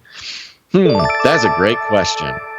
I'll have to bring that to the council, the New World Order Fantasy League Council. Next up, we got Nancon. United States, 5 stars. I'm finally leaving a review. Yeah, that's right. Huzzah! Points for you. Sorry that it took me years to do a review. You hear that, other non-reviewers? Years. Your time is now. Years. Sorry that it took me years to do a review. Is there a jingle for that? No. But we will make one if it gets all of those years-long listeners on Apple Podcasts to leave ratings and reviews. Love this podcast. Love the insight from Basil and Gons and their funny banter. I appreciate the lightness that bring to serious news. Thanks, Basil and Gons, for your dedication to sharing the info with us listeners and doing it in the way you do. Love you guys. Love you back, Nancon. Thank you, Nancon. It's very kind. Need a jingle. Maybe that's what we need. Maybe we need a jingle to give to the reviewers, not to ourselves. I don't know. That's a good idea. Dr. Steve comes in, 5 stars. This is a great show. Are you a fan of the New York Times, NPR, Dateline, Fox News, CNN, or Coast to Coast AM? Well, then you need to listen to this Canary Cry News Talk. Thank you very much, Dr. Steve. Thank you. You know, that I can understand if someone might think that, you know, we're like the New York Times or NPR, but I think what he's doing is trying to say that the variety. We bring the variety. Right. That's the great thing. Another great thing about this show is the variety of sources. Mm-hmm. Not a lot of shows do it that way. Yeah, that's true. Jordan D92, 5 stars. Amazing podcast is the last one. I've been listening to these guys for about 10 years now. 10 years! These people came out after. We do need a year's. It's got to be like a review demooch of some kind. Yes. That is what we're going to do. We're going to get a review demooch in the collection of status symbols in the Canarium. Badges of honor. Of which, let's be honest, there are a few. There's a lot. I mean, supply droppers are special status symbol. You got the Knights and Dames, obviously. Streakers, demoochers. Or demooched. There's a whole set. There's a whole... Collect them all, folks. We should status make symbols of each one of these things. I am serious. We should make pogs of all these things. You know, if we did pogs and they're on cardboard, then that's a little bit less expensive than like doing a whole used badges. We could do badges. Well, boy. Okay. We're doing badges, baby. We're getting badges made. You can get your demooch badge. You can get your Dame or Knight badge. You get your review badge. Oh, my gosh. Somebody write this down. Canary Cry Boy Scout Academy? What August? Canary Scouts or something. August 26th. Sashes for people. 2022. 3 hours into the show. Let this be known. This was the moment that the Canary Cry Scout badges were invented. Folks, get ready to start your collection. Isaac, I know you're listening to Isaac me. is probably going to... Isaac knows. He's the best, man. Isaac's the best, but I do feel bad. He's paying attention. When we come up with something, he checks with me after. He's like, are you serious? Do you really want to do that? This one we are doing. Okay. And Jordan D92, congratulations. Your review is what got us here. Nice okay. work. I've been listening to you get the 10-year badge and the review badge and the demooch badge. Okay. The night badge, the art badge, the jingle badge, the microfiction badge. Oh my gosh. Okay. I've been listening. The idea was to always make NFTs for this as well, but I don't think anybody wants to have NFT. If we have people open MetaMask wallets and have an Ethereum address, we can do it, and you'll have a certificate of authenticity that is recorded on the blockchain. Right. We'll do both. You get the physical badge, but then you get the NFT badge. You get the physical products, and you have the digital proof that you own it. That's right. There you go. That's right. Immutable proof. Okay. Oh my gosh. This is just what we needed. A new program to start. I've been listening to these guys for about 10 years now. Started with Canary Cry Radio. You got to get the Canary Cry Radio badge too. Yeah. You got to get the OG status. Yeah. That's right.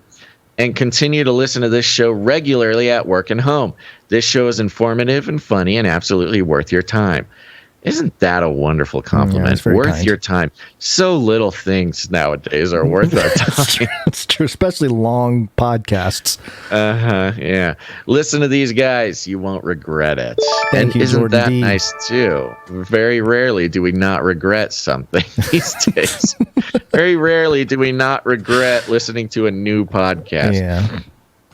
Don't I know it? Thank you to all of the reviewers. You really made my week. What a wonderful send-off to the Burning Man mission.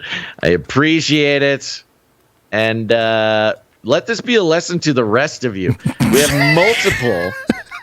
Daddy Basil coming out. We have multiple multi-year listeners who are finally leaving a rating and a review, and God bless them. Now, the rest of you, let this be a lesson to you, especially the innumerable amount of people who are listening on Apple Podcasts. It takes 2 minutes. Leave us a rating and a review. It helps us more than not anything, but it helps. It does for us what we cannot do for ourselves. Let that sink in. Gons and I are capable of doing so many things to benefit this podcast, the growth of the podcast.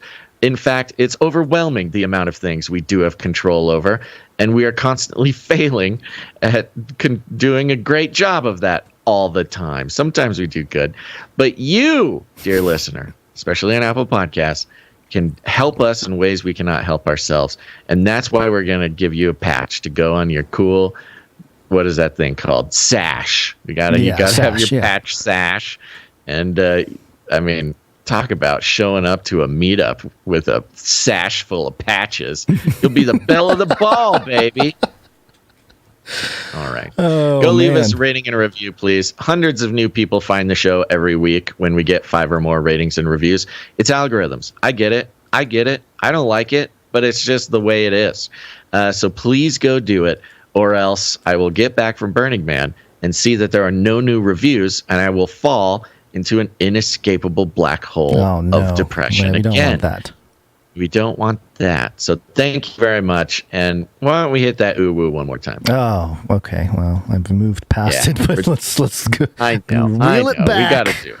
We got to do ooh-woo. it.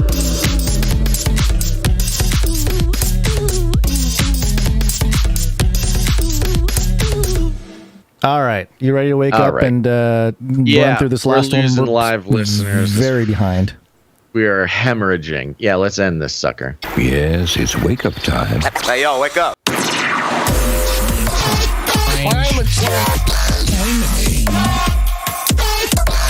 Climate change. This is from Reuters, or the new thing here. What's the link is news.trust.org. News.trust.org. Let that sink in, Thomas folks. Reuters Foundation, yeah. And the headline here. By the way, news.trust.org. The tabs at the top of the page. Mm-hmm. Home, coronavirus, women. Yeah, of course. Women is a tab. Women is a whole, yeah, of course. Women rule. We need to know the truth about women. LGBT plus. Climate. Yeah, there we go. Okay. Yeah. Economies. Yeah, economics, yeah. Technology. No, it says economies. I know, but it's... Yeah. It's weird. I don't know why it says economies, but there you go. You can learn about economies. Not just technology. Technology, yeah. No. Technology. Slavery. Slavery. City and land. That is the most bizarre collection of top of website tabs I have ever seen. In focus of videos opinion. No, those aren't that much fun. Bizarre is not even the right word. I mean, it is. You know everything you need to know just looking at the tabs, and that's coming from someone who has a website whose tabs include things like, let's see here, round table, bingo, supply mixtape, drop. Street team. Like, our tabs are crazy, but these people, they got it under control. Okay, so let's go. The headline here: SOS, scientists sound climate alarm with exclamation mark of the beast. No, it doesn't say that. Exclamation mark.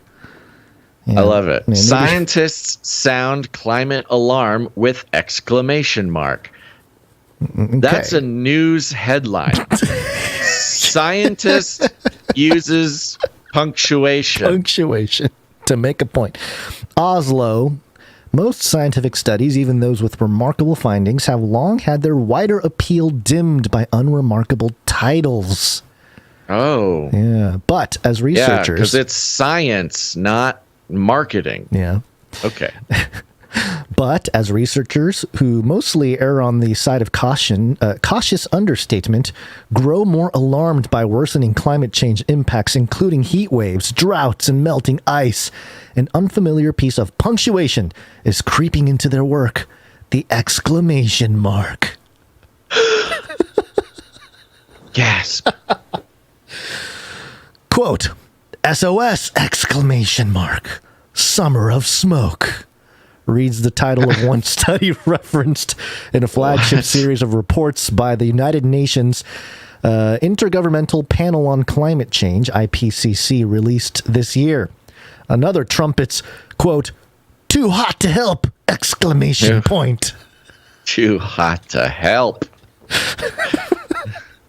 You know what's weird? It's not weird. What's ridiculous is, they're basically saying that in order to compete with this world of shortened attention and TikTok videos and all that kind of stuff, they've had to change their strategy, right? The headlines have had to change to make it more urgent or, just playing the game.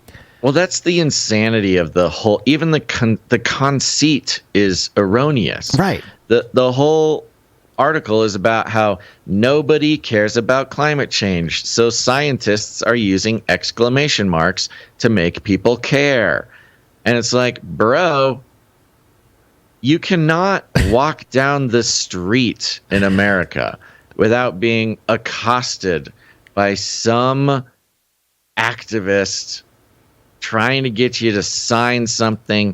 You cannot turn on the news without seeing how climate change is killing some sort of baby animal. You cannot go on social media without being verbally attacked by some very passionate teenager. I wish I had... What? I was going to say, no, I saw a YouTube short yesterday where this woman puts a piece of meat inside of a smoker, and then, like a Karen lady. Yes, I saw this. The Karen lady comes up and she's like, hey, what is that? And it's a steak or whatever. Well, not a steak or whatever she said, brisket or something. And the woman was like, what? I was promised. I'm a vegan. I can't. I'm going to report you. And went nuts. And it was like, whoa. She's just. I felt bad for the lady. She was just putting some meats in the smoker there. Yeah, she was smoking some meats on her porch. This crazy lady comes up and yells at her. The best part was the end when the barbecuing lady was just sicked her dog on the woman. That's right. That dog was very well trained. The woman was just like, go get her. Go get her. And the big German Shepherd gets up and chases the vegan away. So the very conceit that we live in a world that scientists need to use exclamation marks because nobody's paying attention to climate change is, first of all, ludicrous. It's crazy. And simply erroneous. It's just false. It's wrong. Do they actually think that using an exclamation point is going to get more clicks or get people to care more about this whole agenda? I think it's an excuse. Oh my gosh, I think it's an excuse for scientists who are to have better SEO. They're resorting to clickbait, or taking one step closer to it. Yeah, it's not quite there yet, but sure. It is true. An exclamation mark is an unscientific piece of punctuation. Yeah, you don't put exclamation marks in science, but because science nowadays is more like a religion or like a social group to belong to. They're just sort of embracing it. That's very cool of them. We must continue reading this article. Climate protesters have long deployed the punctuation on banners urging, quote, climate action now, exclamation point, or warning, quote, there is no planet B, exclamation point. Activists hope that exclamation marks by stirring visceral feelings to match scientific is that an findings. Exclamation mark? I am overwhelmed by visceral feelings. Oh, the punctuation has raise my blood pressure. Visceral feelings to match scientific findings. I am emotionally and spiritually my enthused. visceral reaction is scientifically based, okay? Okay. About the deteriorating state of the planet can spur great efforts to cut the greenhouse gas emission heating it up. Quote, it's about emotions. This affects all our lives, said Nuala Gathercole Lamb, a spokeswoman for the Extinction Rebellion. Oh, Extinction Rebellion. They just are taking over all climate talk. I love the strategy, though. Extinction Rebellion is like, oh, man, we tried burning down the oil refinery. That didn't work. Oh, we tried threatening the lives of politicians. That didn't work. Oh, we tried sitting on the tracks of the the trains, the cargo trains in Germany. Those big beefy cops just picked us up like suitcases. We must resort to using exclamation points. Continues. This article is just I love this one. This woman, Nuala Gathercole Lamb, continues, quote, exclamation marks can seem like over-laboring an already clear message. XR, which is Extinction Rebellion's global website, starts with a sober sentence, this is an emergency, followed by a lower section urging, act now. Some researchers with an exclamation point. They are running out of things to write about when it comes to climate change. Yes, they are. Some researchers say the appearance of the exclamation point in scientific work reflects growing concern about rising temperatures among the wider public. Some researchers say that using an exclamation point reflects the growing concern of scientists. Yeah. Adeniyi Asinyanbi, an assistant professor at the University of British Columbia, wrote a report cited by the IPCC entitled, quote, I don't get this climate stuff, exclamation point. Making sense of climate change among the corporate middle class in Lagos. Yeah, okay. So it's a certain segment of the population that doesn't get it, huh? He drew the emphatic punctuation from a Nigerian businessman he spoke to who expressed frustration that climate solutions are hard to understand. Quote, I won't be surprised if more exclamation is being used deliberately to create a sense of urgency and a sense of fear, too. Says it right there. Right there. Yeah. They're creating fear. Quote, I personally have my reservations about doing it, but that's what I see around increasingly now, he added in an email. And then it kind of goes into the science here. Yeah, we've seen this stated blatantly more than once now. These scientists deliberately putting things or doing things, communicating things in certain ways, specifically to make people fearful. They said, you need to be scared. You need to be scared. We're doing this because it inspires fear. Yeah. Now we're using exclamation marks to inspire fear. Ah! Is that an exclamation mark? Oh my gosh, I'm taking this seriously. Soon they're going to be doing everything in all caps. Right. And they're going to just go to emojis. Yeah, they're going to... I'm serious. I think scientific journals are going to have just emojis. You know, they'll do emoticons. Emoticons are the scientific way of doing emojis. And if you know the difference between emojis and emoticons, you need to go get a physical or something. It's that time of year. This is your reminder. You need to go see your doctor. I'm waiting for, and Contrite Spirit is right in the chat there, I'm waiting for scientific journals where it's just a bunch of GIFs, you know, that explain what's going on. It's just one after the other. It's a reference of a reference. I have to finish this article, though. You're going to finish the whole thing? No. There's a part that I'm skipping in the middle about how scientific papers don't normally allow exclamation points and blah, blah, blah. Got it. But let's find out where this came from. Trend-setting Trump. Oh, my gosh. By contrast, the attention-grabbing punctuation abounds in social media posts as users express emotion from horror to enthusiasm. An unlikely role model for climate scientists, former U.S. President Donald Trump sprinkled his tweets with exclamations. What? Before he was suspended from Twitter platform in 2021. They hate him because they ain't him, Gons. Look at this. They are saying scientists should role model should take a little tip from Former U.S. President Donald Trump. He knew how to get people's attention. A bunch of scientists with their lab coats and their pocket protectors and their glasses held together with masking tape, gathering around the table, and like, how can we be more effective? You know who's really effective? U.S. President Donald Trump. Yeah, what is he doing? What is his secret? What is U.S. President Donald Trump's secret to inspiring fear? It's the exclamation point in his tweets. We figured it out, boys. Let's get to work. I love their example. Like their example here. During a cold spell in January 2019, he asked, this is Trump on Twitter, quote, "What the heck is going on with global warming? Please come back fast. We need you!" Exclamation point. Like, what? That was the inspiration. The exclamation point is what really hit that message home. They couldn't come up with any other example of Trump using exclamation points to get clicks or whatever. It's like, all right, okay, well, I guess this is in line also with I don't know if it was an article, but we covered something about how the scientists need more like cultural relevance. They kind of need they need like more Neil deGrasse Tyson. Yeah, they wanted to make them celebrities. Right, they wanted to make all scientists celebrities, which is kind of what they did during the pandemic. They tried. I don't know that they.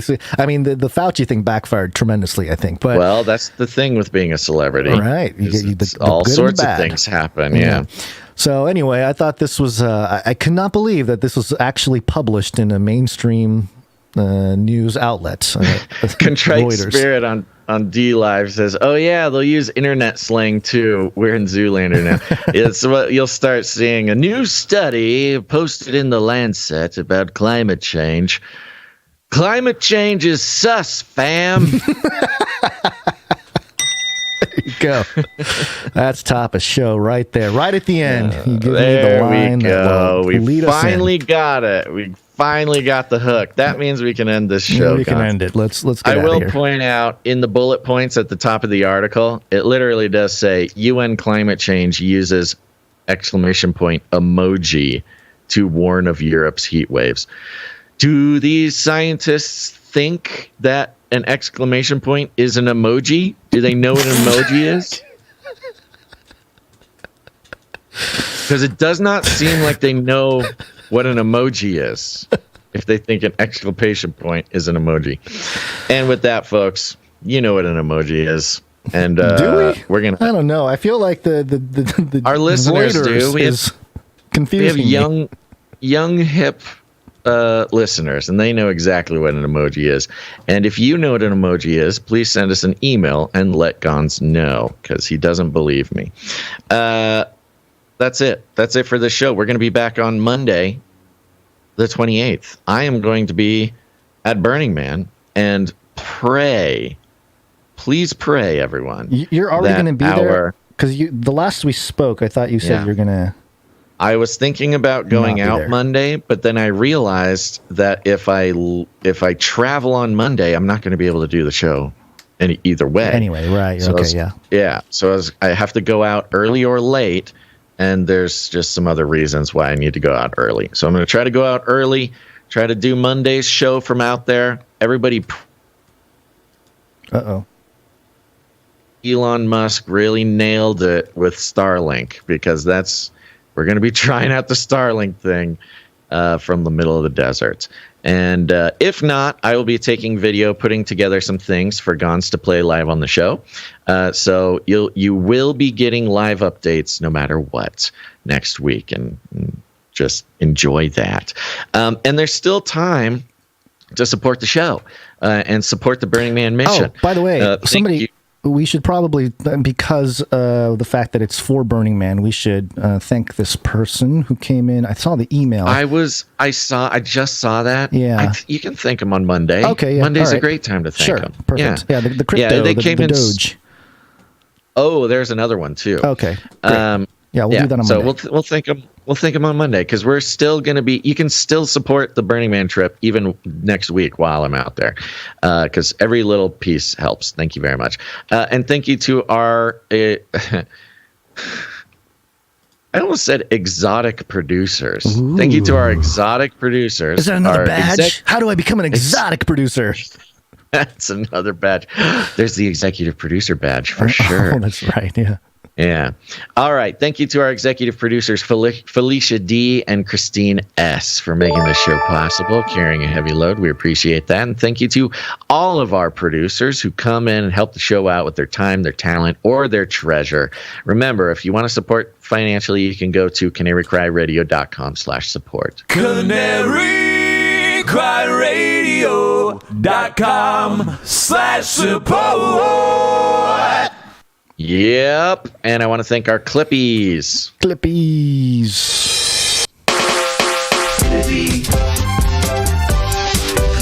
all those videos. Thanks. Yeah, Canary Cry Clips channel. Go check it out. It's a valuable resource. And thank you to Emsworth and Faye Livern for managing that channel and populating it with content that you cut from the show. It's really, really, really valuable. And also the timestampers. Speaking of valuable.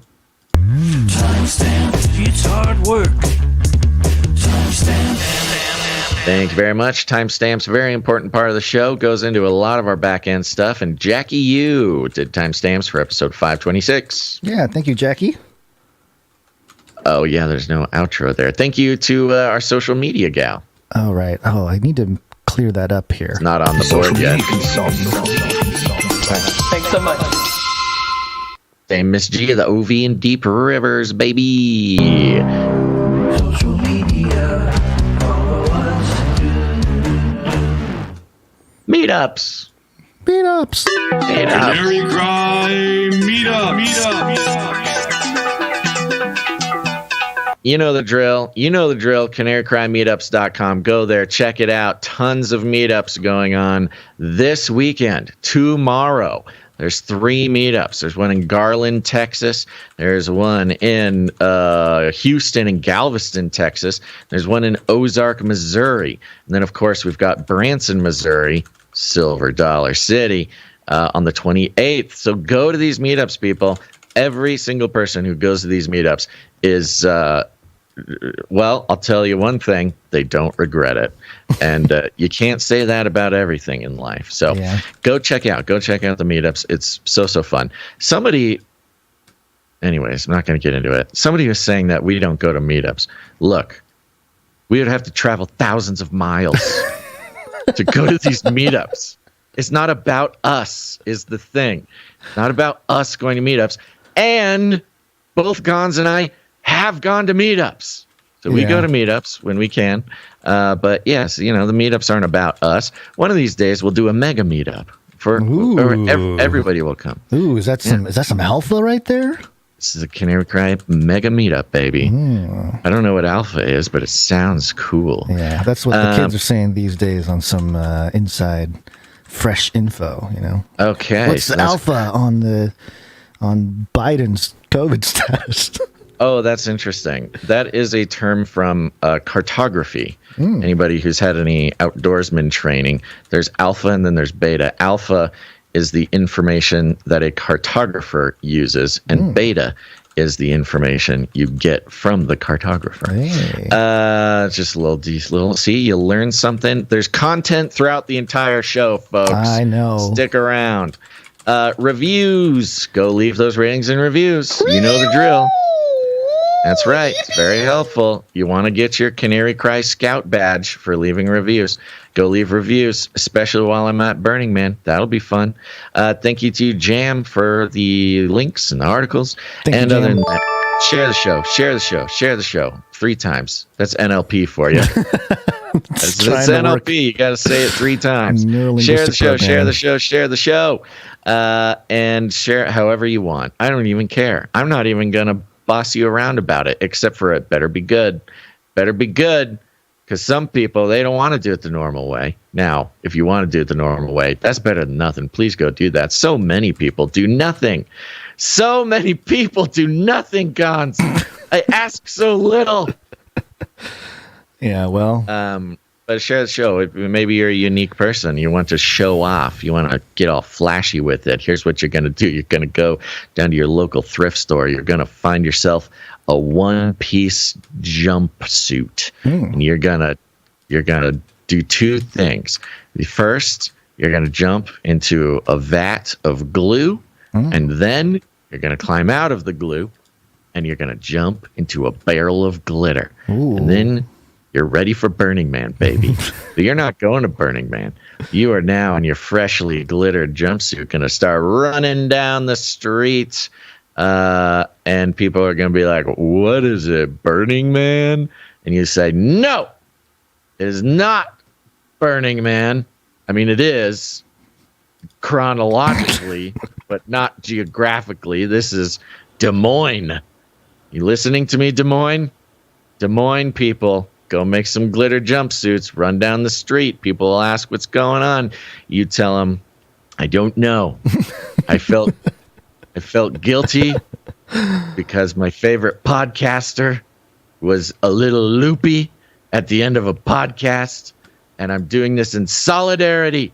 If he has to be around the naked hippies on drugs, then I am going to wear this glitter jumpsuit. And anybody who you say this to is going to ask what podcast you're talking about. That is just human nature. And that's when you'll get to say, it's Canary Cry News Talk. It's the best show in the world. Go have the veil lifted from your eyes. Don't worry, folks. You're going to be safe. The mainstream news does not have your best interests in mind. And other than that, if you want any more instructions, here's what you do. We call it rattling ages. You just walk right up to him, grab him by the cage, and then you shake it. The end of the world occurred pretty much as we had predicted. I want to shake things up, stir up some controversy, rattle a few cages. Hey, stop that! You'll never silence me. I'm the last angry man, a crusader for the little guy. Leave the bird alone. Never. Rattle a few cages. Rattle a few cages. The human race will have every opportunity to improve. And if they don't? Ask Noah. That's right. Just ask Noah. Any last words, guys? Yeah. Congratulations. It has been 76 years since they launched Operation High Jump in 1946. Ooh. Yes, today. Fun. Canary Cry Calendar, folks. You can know all these things with the Canary Cry Calendar. That'll be the Q4 supply drop. So go sign up for the supply drop. You only got 5 more days. This is your reminder at the end of the show. I know you were thinking, I'll wait until the end of the show. I'm reminding you now. Go to canarycrysupply.com, sign up, support the show, start getting your free cool gifts. That's it. That's it, yeah. Do it. Pray for me. Yes. Pray for me. All right, here we go. Let's get out of here. Okay. Thanks, everybody, for listening to this episode of Canary Cry News Talk. Make sure to tune in next time. But until then, think outside the can. Woo. This is a weird show, man. Okay, googly-eyed VR headset man. This is a weird podcast. Good job, everybody who made it to the end. It's not a lot of people. Made it to the end badge. Oh, yeah. We need to create little quizzes or something so we know that they actually did it. Okay, we got to get out of here. Okay, bye. Remember, reality is an illusion. The universe is a hologram. Buy gold. Buy! PNAS. Cannot believe I just said that out loud. Proceedings. National Academy of Sciences. PNAS. Oh my gosh, Adam Carolla got me again. All right. Anatomical reference. Is that fake? It looks real. The whole thing is real. There's no other satire. The website, pnas.org. I mean, we're looking at the PNAS. Where's their PR people? Cosmos Children in the space lane. I'm an adult in a spaceship. Supersonic space lane screamed to life and the vehicle swooped upward on board. The passengers experienced 3 G's of force from the burst of extreme acceleration and watched the blue sky fade into space. In the back have been cleared to unstrap. Oh, yeah. In the back have been cleared to unstrap. Yes. Do it, Richard. Do it, Jeff. Do it for humanity. To all you kids down there, I was once a child with a dream. Now I'm an adult in a spaceship. He can accomplish it. You can too. Big windows, cool. Rocket ship, cool. Space plane, cool. Nukes, cool. Blowing stuff up, cool. Space plane, astronaut, rocket ship. Serious anchor. We have Bezos, a human. Just look at him. Go to the bathroom in bags. He can go to the bathroom in the cosmos. It changed everything. Wives in space, children in the cosmos. With your best friend brother. Wives in the cosmos, children in the space plane. We are headed to space. You little rascal. I am so hot. You're so hot. I'm...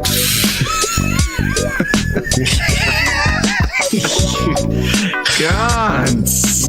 I am so hot. So hot.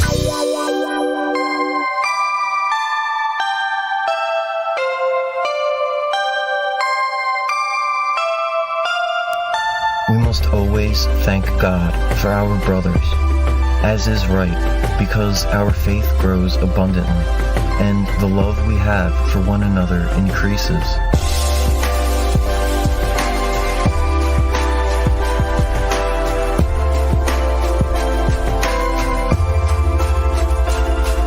I myself rejoice for the steadfast faith in all persecutions and afflictions that you endure. This is evidence of the righteous judgment of God, that you may be considered worthy of his kingdom, for which you are suffering. Since indeed God considers it just to repay affliction to those who afflict you, and to grant relief to those who are afflicted.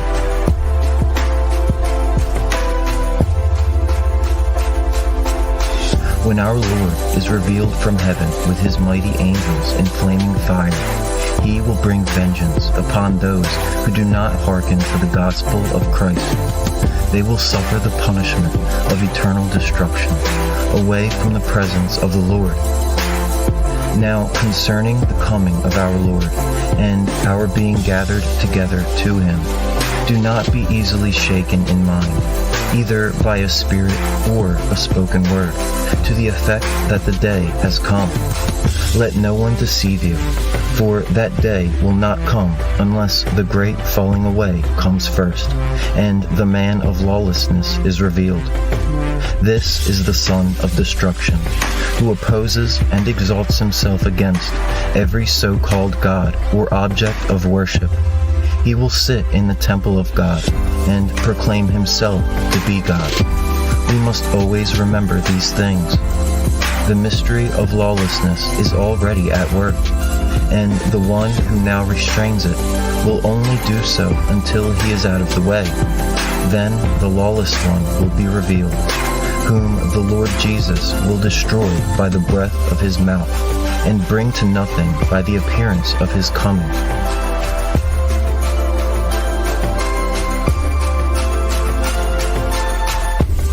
The coming of the lawless one is by the activity of Satan, with all power and lying wonders. With all wicked deception, those who are perishing refuse to love the truth, and so be saved.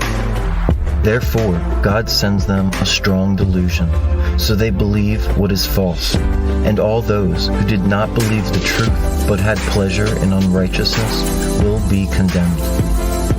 So then, stand firm and hold fast to that which you have been taught. The Lord is faithful. He will establish you and guard you against the evil one. May the Lord direct your hearts to the love of God and to the perseverance of Christ Jesus.